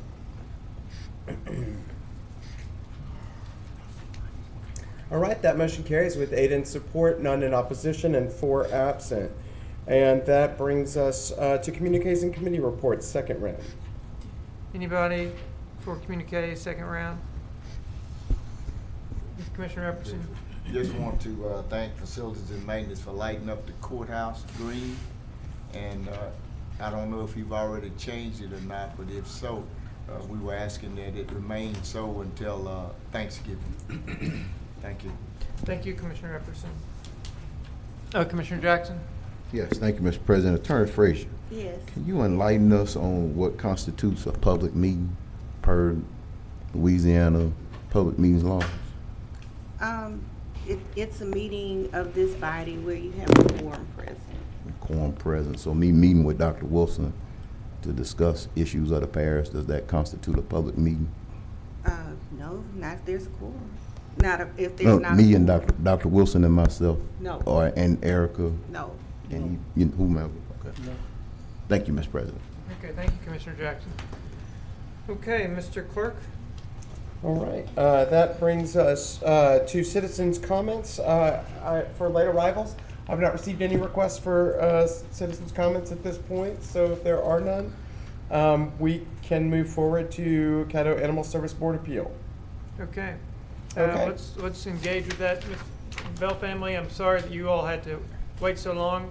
It's a long process sometimes, but yeah, hopefully it was a civics lesson for the group. Mr. Clerk, how do you want to conduct this meeting? So typically, the administration would invite somebody from Animal Services up. I know that you have a copy of the case that is attached and has been emailed to you, though I understand some of you are having trouble opening your attachments. If that is the case, I do have a printed copy. You should have printed copies of the appellant's letter, so that will give you the necessary information that you have to reference. We also have received some photographs from, I believe these are from the appellant, is that correct? Okay, and when they speak, we will put these up on the projector for you Okay. to view. But at this point in time, I think Animal Services and/or if there is a representative from the Caddo Animal Service Board to give us some background is the appropriate way to open it. Then the appellant would have a chance to talk, and the somebody from potentially the other side would have a chance to talk, similar to how you would handle a zoning appeal. Okay, and I'm sorry, I forgot, ma'am, could you remind me of your name, please? Sandy Martin. Martin? I also have documents and pictures If that you- also need to be shown. Okay, if you could give those to the clerk, please. Mr. President, Yes. I'm trying to find, what area are we dealing with this from? The address is on, I don't have the document pulled up in front of I see me. 71118, is this Southern Hills? I think it's District 10.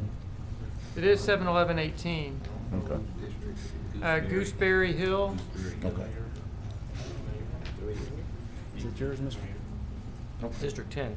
Okay. Okay, while they sort that out, who do we have from Animal Control that's going to speak to this issue?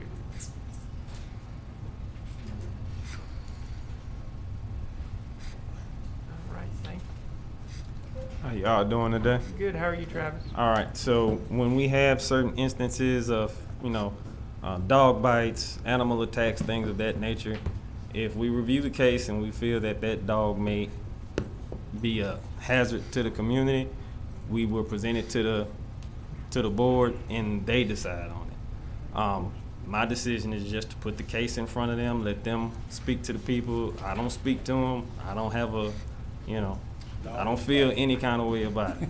But I do know that looking at the pictures and reviewing the reports, that was a very bad animal attack. No one was bitten during that process, but the dog was severely injured.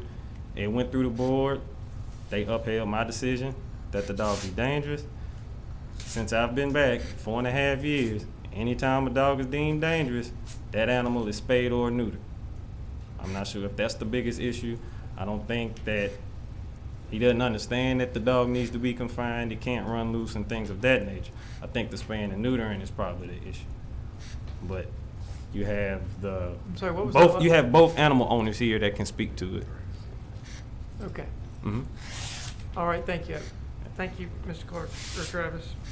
Okay. Who does, Ms. Martin, would you come up and give us your view of the situation, please? And did you give the clerk, is the clerk making photographs or something? Making photocopies? He told me to show him up here. Okay. Photocopies will not do. Okay. Will not do my dog justice. I did ask to bring him here because he is evidence. Would you ask her to give her name and address for the record, please? Ms. Martin, could you provide us with your name and address, please, for the record? My name is Speaking to the mic, please. My name is Sandy Martin. My address.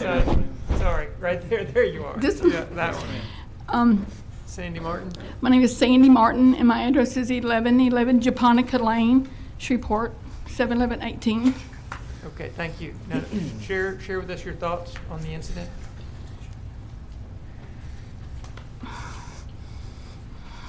And I'm sorry, I'm distributing right now her documents that she has shared.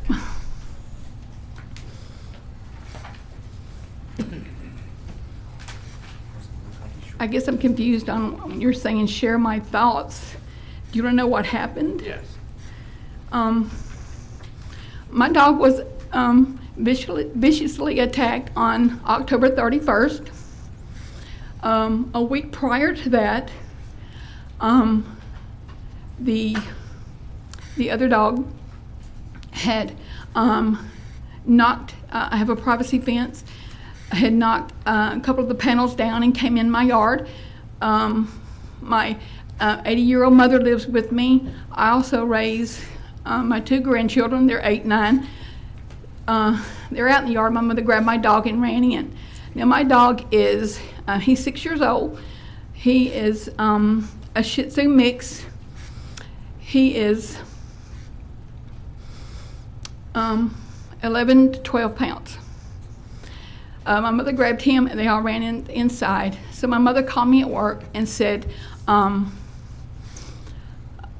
neighbor's dog had broken down and had, I guess, partially come into the yard.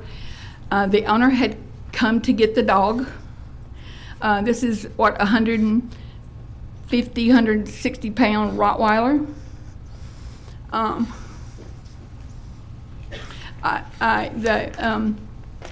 Mr. Bell, the other dog's owner, did leave his card. I did call and talk with him. And we come to like an agreement that in January, February, we were gonna, see how we could make the fence stronger. But I did tell him, in the meantime, what are we gonna do, because something is gonna happen. Something's gonna happen.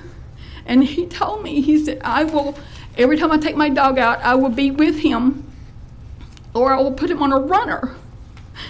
Well, October 31st, the dog was not put on a runner, and I'm upset because I live this every day, every night.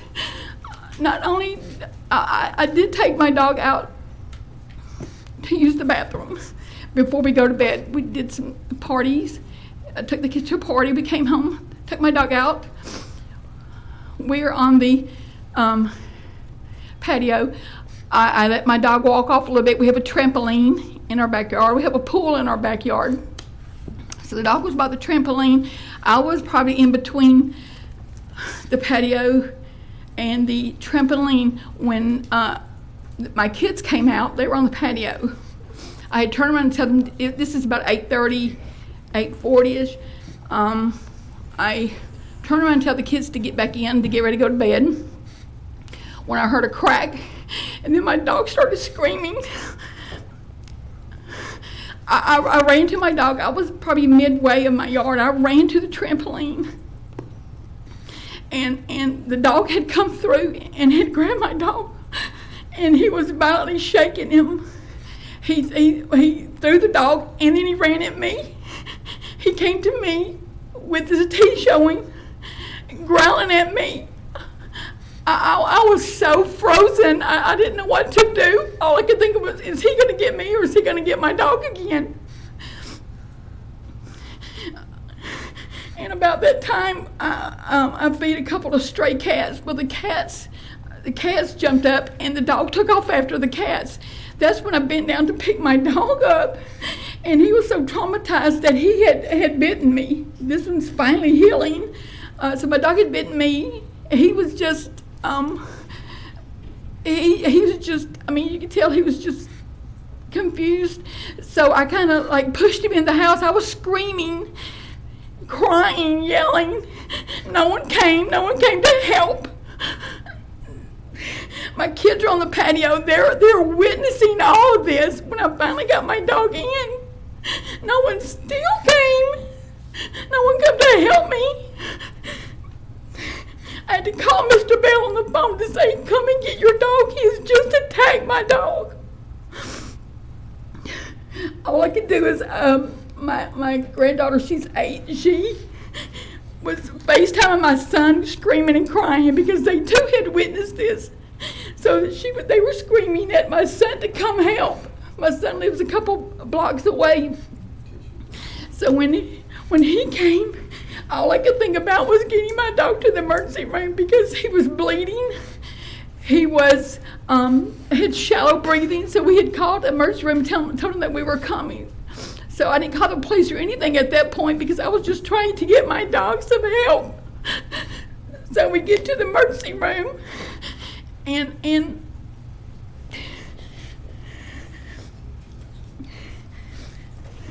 Bill, there's some Kleenex there if you need it. Since I can't bring my dog, this is how long my dog is. This is 13 inches. This is the size of my dog.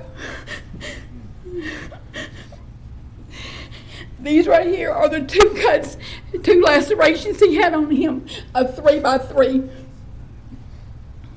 My dog now has 27 stitches. These are the lacerations that this dog had done to mine. And that's with us all witnessing this.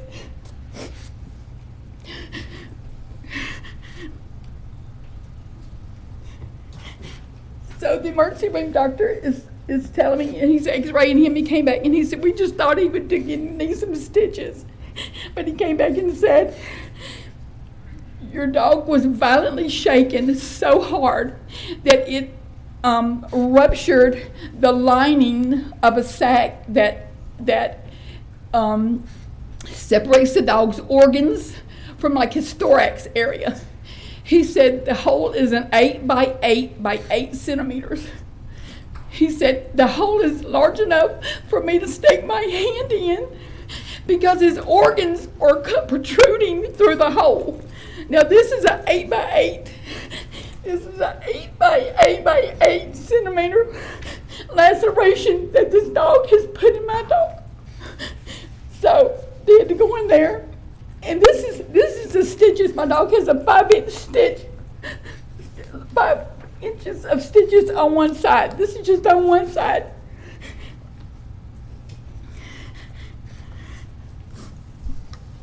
This is another hole that this dog has put into my dog. All we were trying to do was go to the bathroom and go to bed. So my dog had a pneumothorax. His lung was ruptured. or lacerated. He's had shallow breathing at the point of he was having to he was given CPR in the emergency room.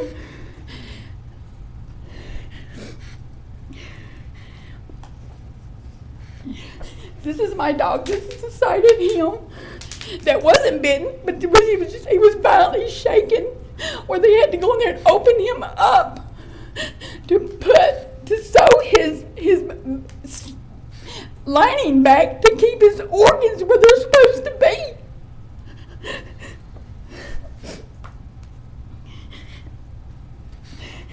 This is the side with the lacerations. Now this right here, that's not a cut, but that's a bite. That's a dog bite. He didn't break the skin, but this is one. Here's another one. Here's two over here, and then one on the side. So he wasn't just bitten. He wasn't just scratched. He tried to kill my dog.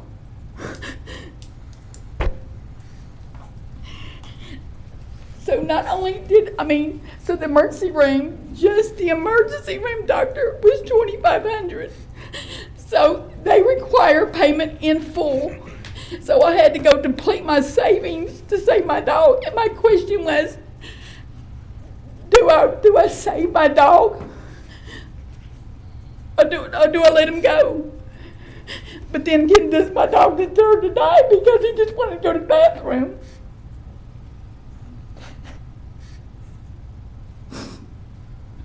So now we have to go to the doctor once a week.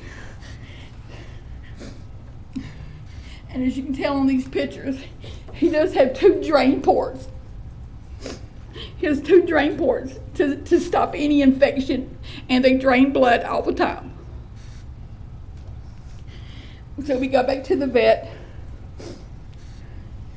and they decided to take the ports out. They said it was going to take the ports out. But now he has 4 holes in his body that will eventually heal, but right now he has 4 holes which we have to take care of 3 to 4 times a day. This is one blown up. This is what his holes look like. There are 4 of them. My dog is only 11 to 12 pounds. He did not deserve this. He did not deserve this.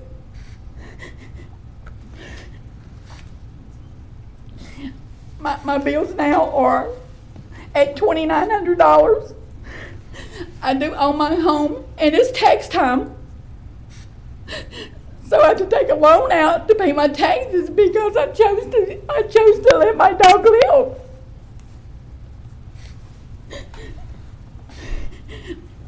But my dog isn't the only victim. I'm the victim too. I thought the dog was going to kill me. I was screaming. I was yelling. No one came.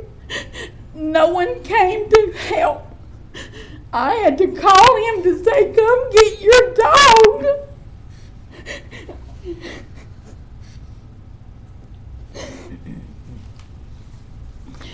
So now everyone, even my grandkids, they're scared to death. We don't go out the backyard. Our main passage to our car was the back door because our family room is in the back of the house. Even the dog won't even go out. I have to literally pick him up and take him outside in the back. If not, we have to go out the front. But his sides are still so swollen from these stitches, from 27 stitches, that I have to pick my dog up long ways. You have to put your hand up under his chest, and then you have to put the other hand up under his bottom, and then you have to lift him. You have to lift my dog up like this because he can't touch his sides.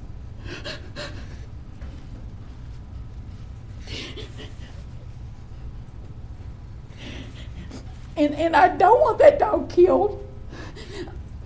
I don't want him killed. But I don't want them to get a slap on the hand because my dog didn't get a slap on the hand. He told me he was going to be out there with his dog or put him on a runner, and he didn't. I was out there with my dog. I lived up to my responsibilities.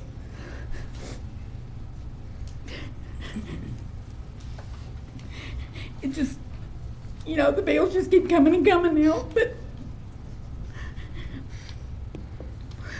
What do you do? Do I kill my dog? And my dog ended up with a pneumothorax too. I don't know if everybody knows what that is, but that's excessive room air in the lungs. So it decreases their breathing. And they can die from that if they're not taken to the ER like right away. I just want something done. I don't know what, but a slap on the hand is not the answer. Thank you, Ms. Martin, and thank you for sharing that tragic event with us. We apologize, or we regret the burden that you and your dog have undergone. I think we have a couple of questions here for you. Are these questions for Ms. Martin that I see on the board, Commissioner Talfera? No, I was, Mr. President, I was just going to see if, I think ACO Cage is involved in the initial investigation. I didn't know if he was in the audience or not. Mr. Clark? He's here. there? All right, Okay. before we do Behind that, the then, pillar? Commissioner Jackson or Commissioner Chavez, do either of y'all have a question for Ms. Martin? No, this will be for Mr. Kelvin. Okay. Or, Ms. Martin, anything else you want to share with us right now? No. Okay, well, thank you for coming down. Thank you for sharing your tragic event with us. You may be seated, and then we'll hear from some of the animal control people, and then we'll hear from the Bells. Commissioner Epperson? I just want to point, okay, this is the lady that was aggrieved, right? The dog was bit. Okay, shouldn't we hear both sides first? Oh, that's fine, if you'd like to Okay, do that. let's hear Okay. the, Mr. Bell, would you like to come defendant up? or whatever, Now, however Mr. Bell, they call it. Mr. Bell, you had, well, come on up. You filled out cards for several family members. Would you like everybody to speak, or are you going to speak on behalf of your family? Yes, I would like for them to speak. Can I get them to speak first? That's fine. You choose the order that you'd like your group to speak. Let's start from the oldest one to the youngest one. Okay. Come on up. They can all come up now if they'd like.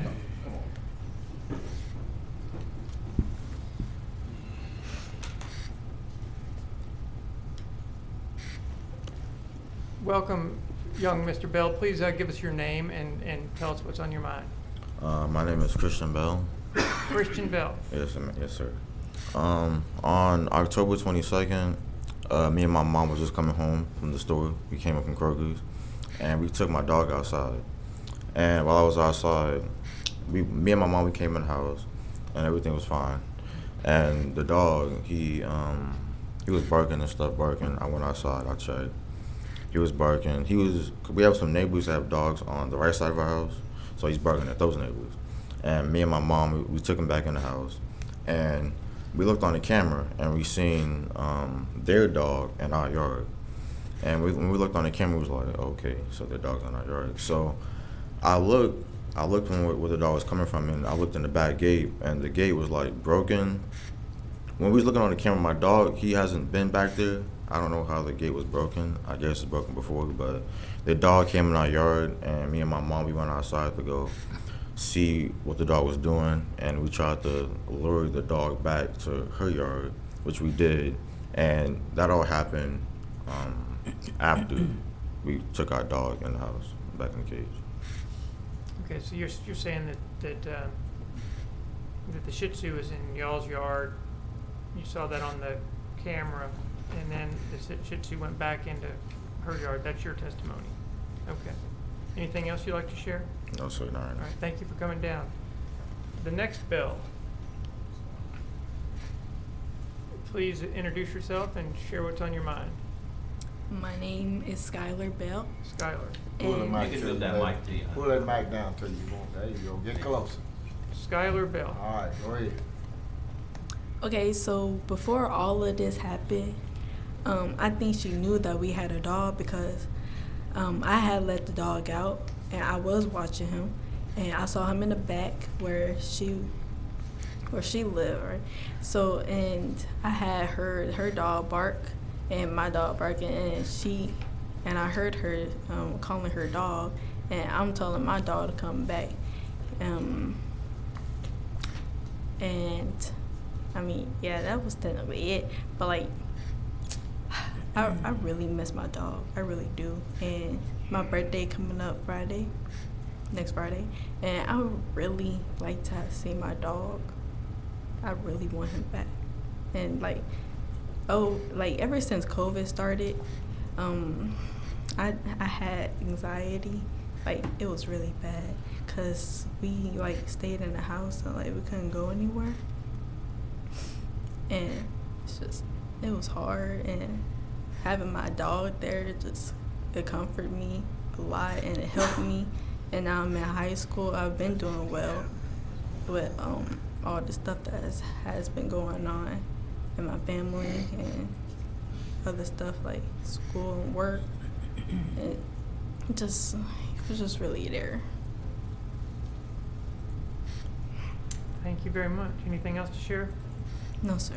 All right, thank you. Come on up. Introduce yourself, please, and let us know what's on your mind. My name is Maya Bell. Maya?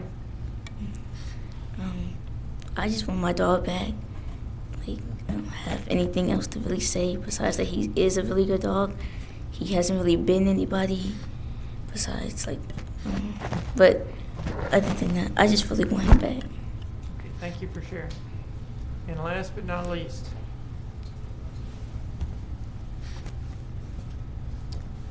You can hold it down till you say, there you go. My name is Serena Bell.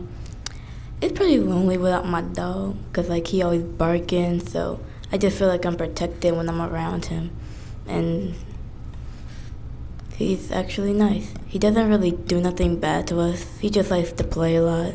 So sometimes his play gets a little rough, but it's fun. thank you for sharing. Mr. Bell.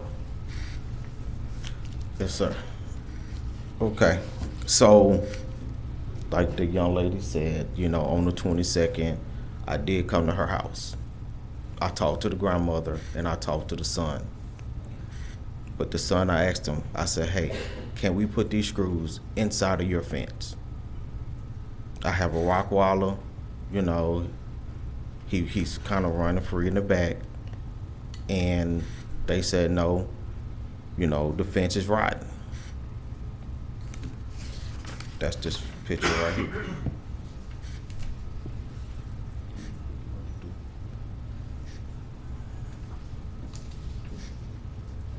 That's the fence right there. Now, I did ask the young lady if I can put the screws into the gate. No, my fence is right. We're going to get a fence. I said, okay. Here's my business card.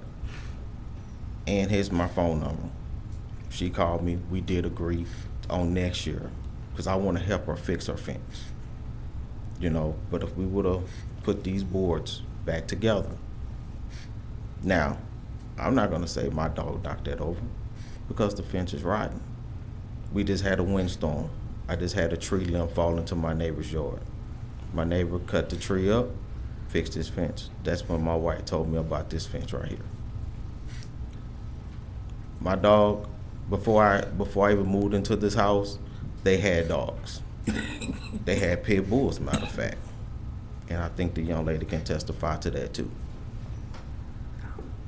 Now, I just moved into my house. I don't have a lot of money to put up him his own little fence. But since all this went down, which this is another picture of the fence.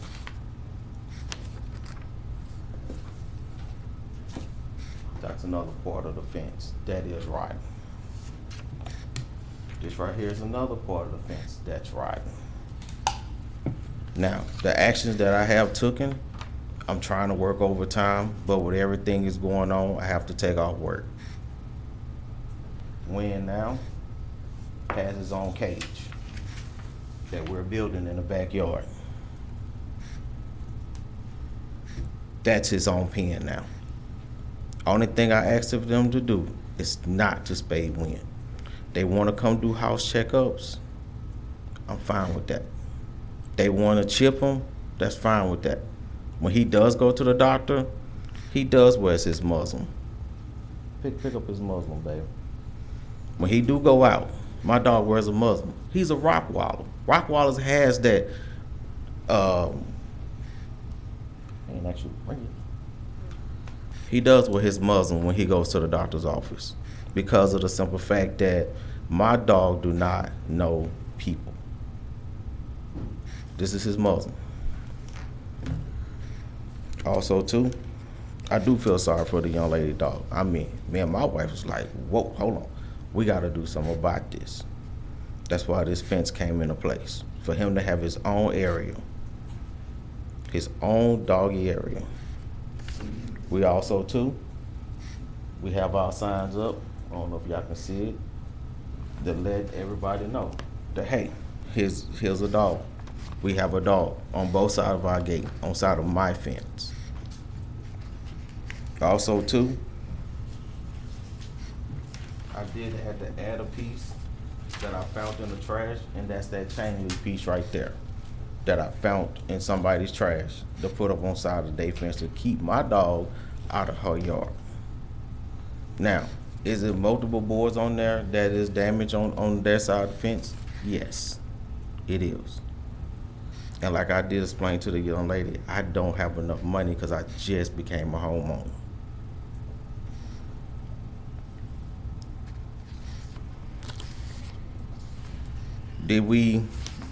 We're going to get Wynn, our baby, properly discipline training, to where that the dog will know, hey, you know, we have a guy who's going to come to our house and help us understand by ownership of a dog. This is Wynn's first offense. And I'm just asking for them not to spay him, because we want to breed Wynn one day. We want Wynn to have his own puppies.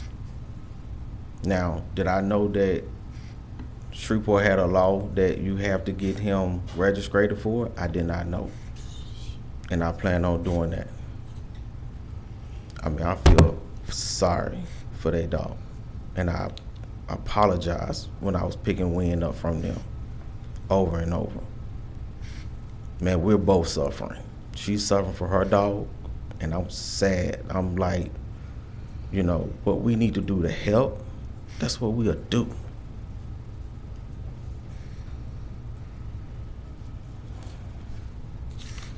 I did write a letter stating everything. Y'all do have the letter in front of y'all. And that speaks on everything that what we've been through. And I understand what she's going through. And I'm sorry for what my dog did. My dog is not vicious. I mean, he's used to me. He's used to my family. He protects them when I go out of town and go to work. So I'm just asking them not to spay him, not to cut him. Okay. But if they want to do house visits, that's fine. Wynn is an inside dog. He releases business outside. He's normally back in the house. Thank you, Mr. Bell. There may be some questions for you. Is it Commissioner Jackson, Chavez, or Young? Do either of y'all have a question for Mr. Bell, or do you have questions for someone else? Okay. Commissioner Jackson, you're first on the board. Do you have a question for Clark? Clark. Clark. I'm with Steph. I need questions for Steph, but Attorney. Okay, well then. Commissioner, I just want to make sure that it's clarified for this portion of the record in case there are further appeals.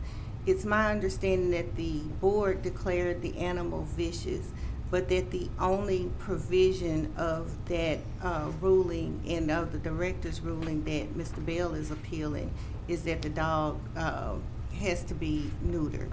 Do you mean dangerous or vicious? I'm sorry? Do you mean dangerous or vicious? Dangerous. Dangerous. And that you're requesting this body to overturn that particular part of the ruling, is that correct?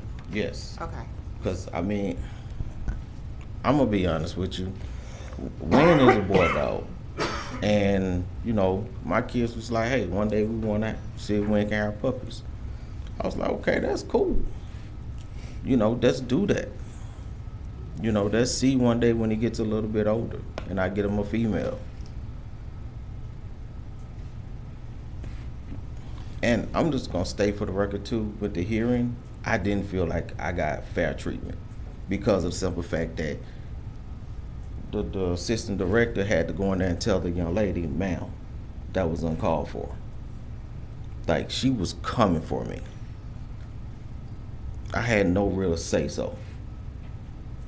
So that's why I'm here today, because when she started coming for me and she couldn't break me, like, ma'am, I save lives every single day.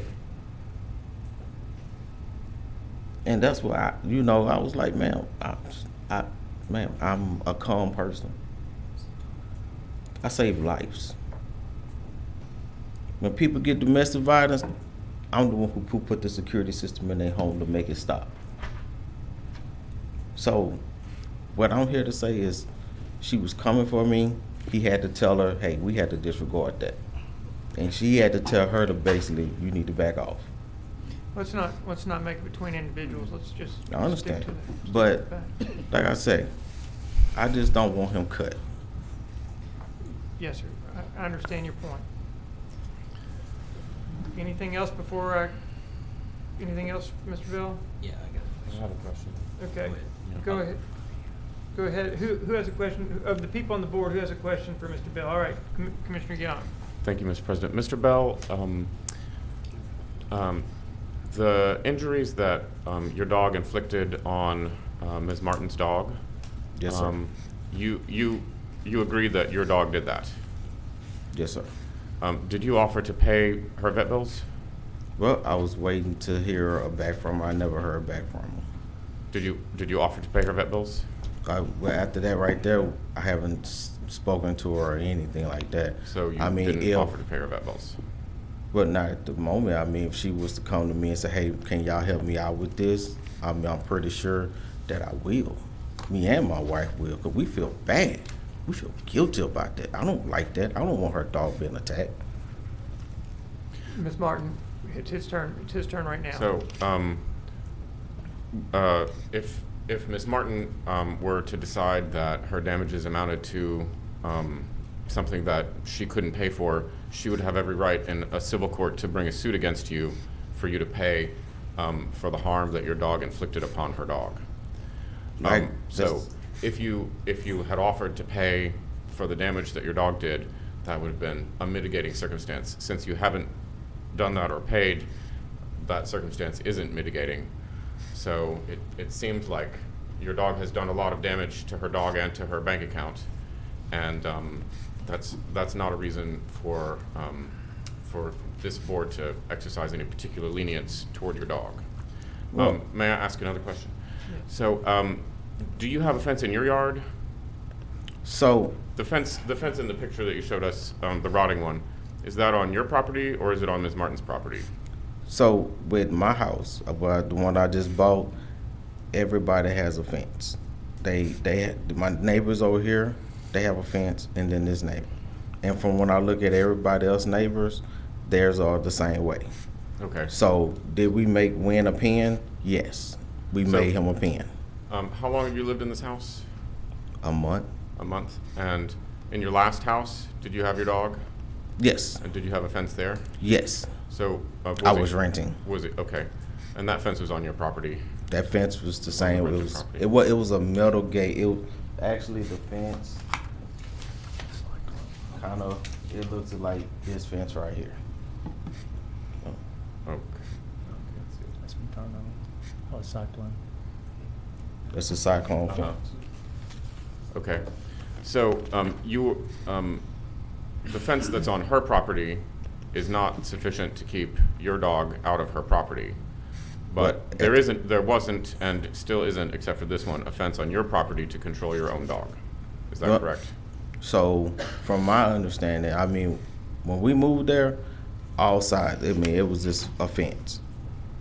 And that's what we was always thought, because when we, like I said, we just bought the house. Okay. And then we started building on this cyclone fence. One of the important things about dog ownership in our parish is for people to know the rules that they have to follow when they have a dog. One of those rules is for the dog to have a proper enclosure. That enclosure could be provided by someone else's fence, but it's not required to be provided by someone else. It's required to be provided by the dog owner.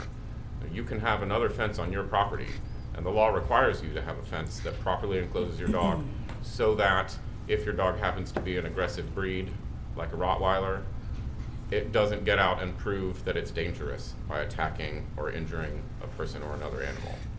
So that's another fact that wasn't taken care of for your dog in advance and has now caused this issue. So I just want to point that out to you and to everyone on the board. Like, there's no proper enclosure in this case, and it is the dog owner's responsibility to provide that, not the neighbor's responsibility. And there has been no attempt so far from Mr. Bell to pay the large vet bill that Ms. Martin has suffered. Thank you, Mr. President. I'll have more questions for ACO there. Thank you. Any more questions for Mr. Bell? I still have Out of the guys on this list here. Commissioner Epperson, is that? Sorry. Mr. Bell. Sorry, Commissioner Talbert, is your question for Mr. Bell? Yes, sir. All right, you're up first. Go ahead. Mr. Bell, just I'm still not clear, and maybe I just missed the clarification. The wooden fence that you were mending, is that your fence? No, sir, that's her fence. That is her fence? Yes, so sir. that is her responsibility? Yes, sir. Okay, so you just offered to fix the hole that was there? So that's with me. I'm all about happiness and friendliness. But I understand that. And I did offer that. And I offered that because her fence and my property is on the same back fence line. Okay. And that's why I offered that. And I offered to, for her to have a sit down with me and my wife. Like, cause the thing about it, I'm not gonna do anything without my wife approval. So we all sit down, we talk about it, and come to an understanding and agreement.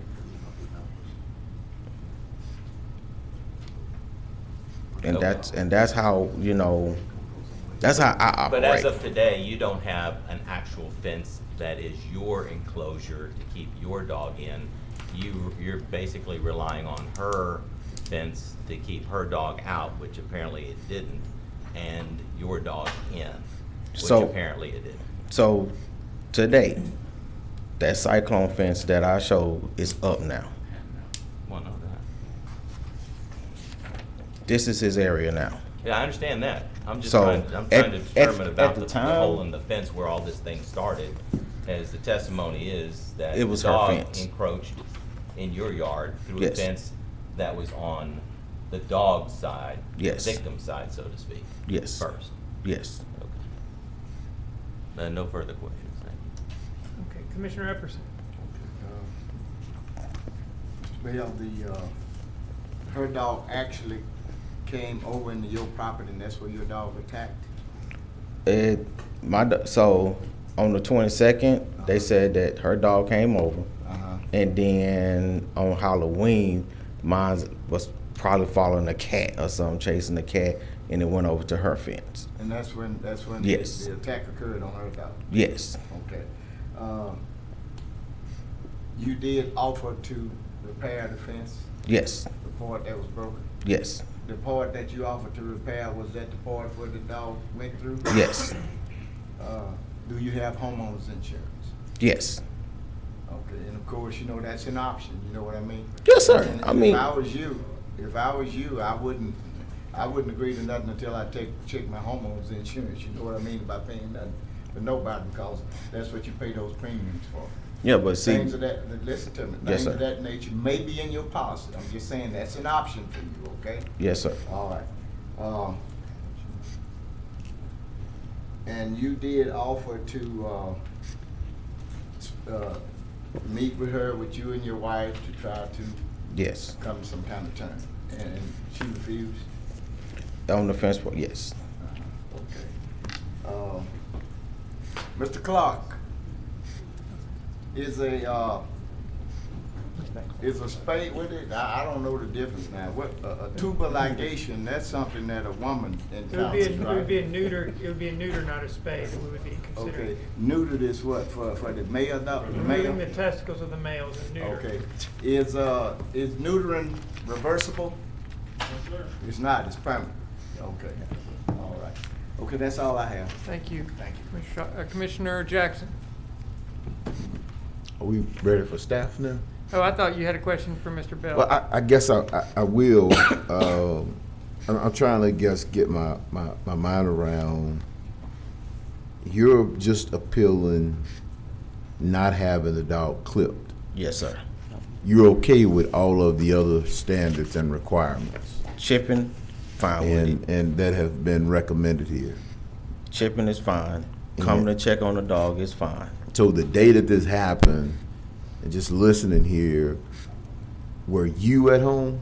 On the Halloween, yes. So that was the day that the dog, the Yes. date of the attack? Yes, sir. Okay. And all of this, now you printed out some stuff. Were y'all able to print out the stuff on the camera?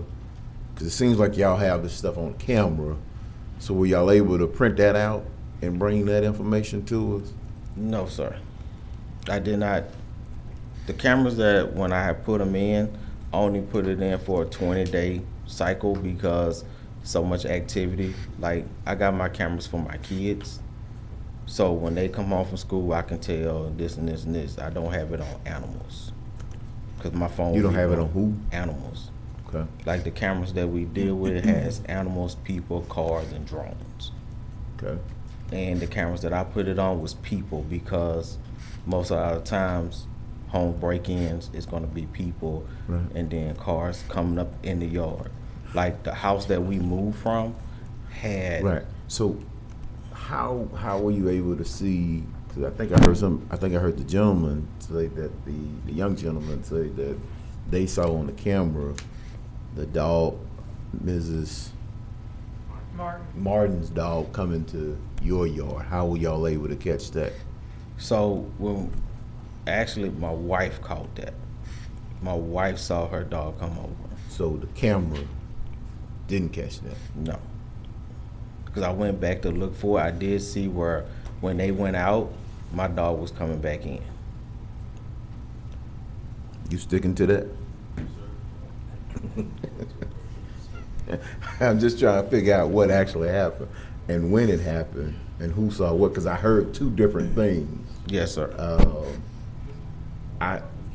Now, to the spay and neuter situation, when you breed the dog, what do you plan to do with it after you breed him? Because it seems like you're vested in the breeding aspect of this. So you breed the dog, or it has puppies or whatever. What do you plan to do? Well, I know like my daddy wants a dog, and then I know my kids wanted one. Mm-hmm. I mean, I don't know exactly how many that the dog may have, but I do plan on like saying, me personally, I ain't never had dogs. That's why I don't know all the laws to it. So this is a male or female dog? This is a male. This is a male. Yes. So this male dog breeds with another dog, but it sounds like you plan to breed the dog. In the future. If I read your letter right. In the future. In the future, you plan to breed it. Yes. And so it has puppies, or the female dog has the puppies. What do you anticipate? If it's 5 dogs, then what? If it's 5, I mean, it's 6 of us, and everybody can have their owns, because my wife too. And then I know like my parents, I know he was talking about getting a dog as well. Mm-hmm. And my cousin, he wants a dog in the future. Okay. Now, I'm not breeding it to sell my dogs. No, but I'm not making that assumption either. I know, but I know a lot of people think that, me personally. Well, where I'm going with it is, if your cousin gets the dog, I guess my concern, Travis, is if the cousin gets the dog, and can you come up here, Travis? Because I gotta get. It's just, when dogs are breeded, is that aggression, are these traits and characteristics passed on? It can be, which is why I always suggest. Or So that's been my concern. the listening. spaying and neutering of those type of, if an animal is deemed dangerous, it's already shown in negative behavior. So I would not want to see that genetic trait passed down to animals that are further going to be in our community. Mm-hmm. That's why I do that. So have y'all had a situation with this dog before, or is this the first encounter? This is my first encounter with the dog. With the dog. Now I clean up behind him every day. I'm not saying that I say I clean up behind him every day. He's in the area of the shelter that I clean. Oh, okay. If y'all okay, didn't know, I still clean kennels. Gotcha. every Okay, day, I thought right? you were at that house So, cleaning up. Okay. I clean up behind him every day. Okay. He'll start listening to me now over the past week, but when he first got there, I was definitely afraid of the dog. It's a big dog. Okay. Now, I'm not trying to lead y'all one way or another. Right. As long as the dog is deemed dangerous, that's fine with me. However, if he is intact and something else happens and we up here again in front of y'all, I just don't want nobody to say animal control didn't do their job. That's it. Right. Well, but my concern is more so about the breeding aspect of it. If the dog has an offspring, and next thing you know, it's gone to the cousin. The cousin is not as responsible as this gentleman and the children and the wife. And then we got it. That's sort of my concern, is passing these traits off to somebody else. It's possible to pass down those traits. Okay. That's why fighting dogs are inbred so they can keep that same aggression. Okay. Thank you, Mr. President. That's all I have. Thank you. Let me just do a quick process check here. I just want to remind all my colleagues that there are 7 of us still up here, Right. and that's the minimum. And I got to get to quorum. NAACP back within 30 minutes. So we need to have that in mind and get this wrapped up. Commissioner Chavez. Thank you, President. I'll shoot these questions off then. How old is this Rottweiler in question, Mr. Bell? He's 1. He's 1 year old? Yes, sir. 150 pounds at 1 year? No, he's 96. Okay. He's not 150. I could pick him up. Okay. And then, why does he wear a muzzle? Why he wears a muzzle? Does he show aggression to people, to other people? Well, no, because what I don't want him to do is this, like, say for instance, somebody comes up, I want to pet your dog, because I tried to pet a dog before. He did that to me, and I was like, okay, I don't want that to ever happen. And actually, it's good to have a muzzle on him when he goes to the doctor. Or, well, he doesn't go, we don't take him for walks down the block or anything like that. It's just precautionary, wasn't because Yes. something previously happened. Oh, this is the first offense that Wynn ever has. Got it. Okay. And then for Mr. Clark, does neutering a dog make them less dangerous? I'm asking for my own knowledge. It decreases the testosterone, which in theory will help with aggression in the animal. Gotcha. Okay. And then can the Bell's family currently go visit their dog at CPAWS? Are they afforded that availability currently? No, sir. We haven't been doing visits ever since the pandemic. Okay. And in a situation like this, it can be detrimental to the dog, because if the dog thinks he's going home and then he regresses, he's sad, he's upset because he thinks the people are coming and seeing him and then leaving. So we don't advise of that. I understand. Okay. That's all my questions, President. Thank you. Can I come in on that? Go ahead. Okay. So Make it quick, Mr. Bell. yeah, the officer told me that. That's the only reason, and I do be like, okay, well, because I brought the dog in after they said, hey, just take him in, and when he went in, he walked straight in. So, I mean, when they told me that, that's why I kind of stayed away, so he won't be thinking that. That makes sense. Okay, Commissioner Young. Thank you, Mr. President. I'd just like to state my opinion. Hardly any dog is dangerous to its own owner or its own family. Many dogs are aggressive, big, powerful breeds that pose a danger to people and to animals that they don't know.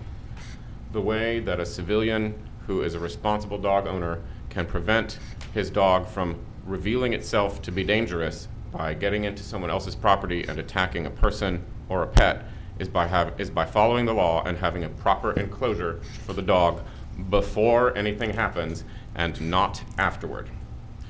Once the dog has escaped and gone onto someone else's property and caused damage, it has revealed that it is a dangerous dog. according to the definitions in our law. There is no reason to have dangerous dogs breeding in Caddo Parish. We must not let dangerous dogs be bred in Caddo Parish, ever. Please vote to neuter this dog. Thank you. Commissioner Epperson. I'd like to make a motion that we overturn the decision of the Animal Control Board and not neuter this animal. However, that the owner would adhere to all of the stipulations of visiting by CPAWS and chipping for a 1-year period of time, if I can get a second. Second. Okay, we have a motion by Commissioner Epperson to overturn the recommendation of the Animal Control Board and abide by all of the criteria identified in that piece of legislation by the board, or piece of the proposal by the board, and that issue was seconded by Commissioner Jackson. Anyone? Now, I guess we would need, there's 7 of us, so we would need 7 votes of support for Commissioner Epperson's motion to hold. Is that correct? It's a majority. Majority. Majority of this 7? Yes. Okay, well, anyone, Commissioner Talfero, is that a new, It is. I just had a couple of quick questions, and Well, if I may, but I know that we've already. Yeah, we have a entered it. motion, we Yeah. have a motion on the table. Get to ask my question. All right, so, We can vote and then go back into discussion. that's right. So Point we'll of have a vote on clarification. Commissioner Epperson's motion. Point Let's of vote, please. clarification. Point of clarification. Yes. If, does the vote automatically become, does it become automatically if this fails? Or does it just, or do we need to take a separate vote? If the Basically, motion fails, you have a motion now.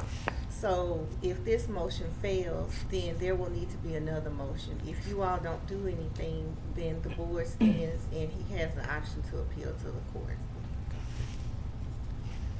Okay, we, I like the second part of it, and it would take 7 votes to essentially uphold.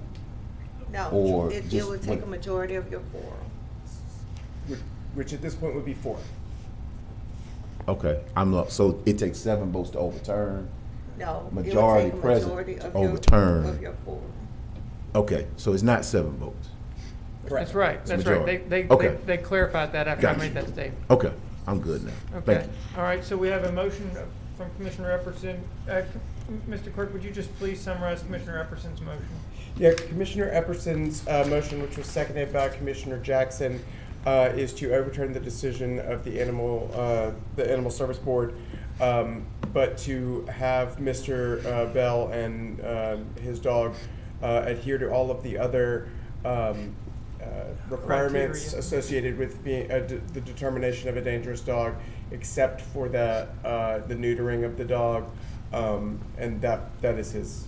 For a 1-year period of time, be on for 1 year. Is that the home visits for 1 year? Pardon? Is that the home visits for 1 year? Because some of these requirements are permanent, not for 1 year. Well, as far as the checking, Okay. is there a Okay. criteria on checking, like coming by and visiting? It's at the discretion of Animal Services. Okay, well, I'll make that at the discretion of Animal Services. Commissioner Hopkins? Okay, I just want to clarify what we're voting on, because we have to deem him a dangerous dog or not. We don't have that. The only would part overturn. of the That's why I wanna be of the sure. designation that Mr. Bell is appealing is the spay and neuter. Okay, spay and neuter, okay. I just want to be sure when we vote, when everybody else is. Okay. But, well, for clarification, and I'm sorry to interrupt, but I just want to make sure I understood the parish attorney. Mr. Epperson's motion, stated that it would overturn the decision. But I think that if I'm understanding you, and I just want to make sure we're clear on the record here, that this would overturn just the aspect of the spay neuter, correct? That is what I understood Commissioner Epperson's motion to be. That's what the issue is, am I correct? That's correct. Yes, Okay. I think we're all consistent. I just wanted to make sure. Okay, all right, we ready? Let's vote, please, on Commissioner Epperson's motion.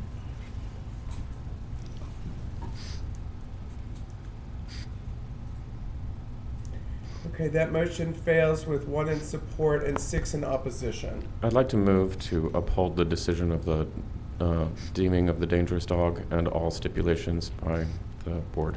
We have a motion from Commissioner, let's just be clear, Commissioner Epperson's motion failed.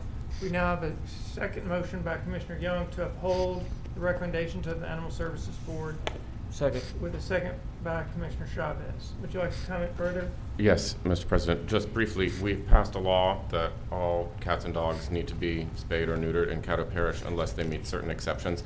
This one is definitely not any of the exceptions, and it is against public policy to have it breed.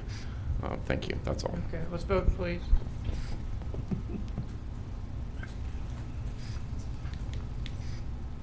All right, that motion carries with 6 in support, 1 in opposition, and there are 5 absences, I'm sorry.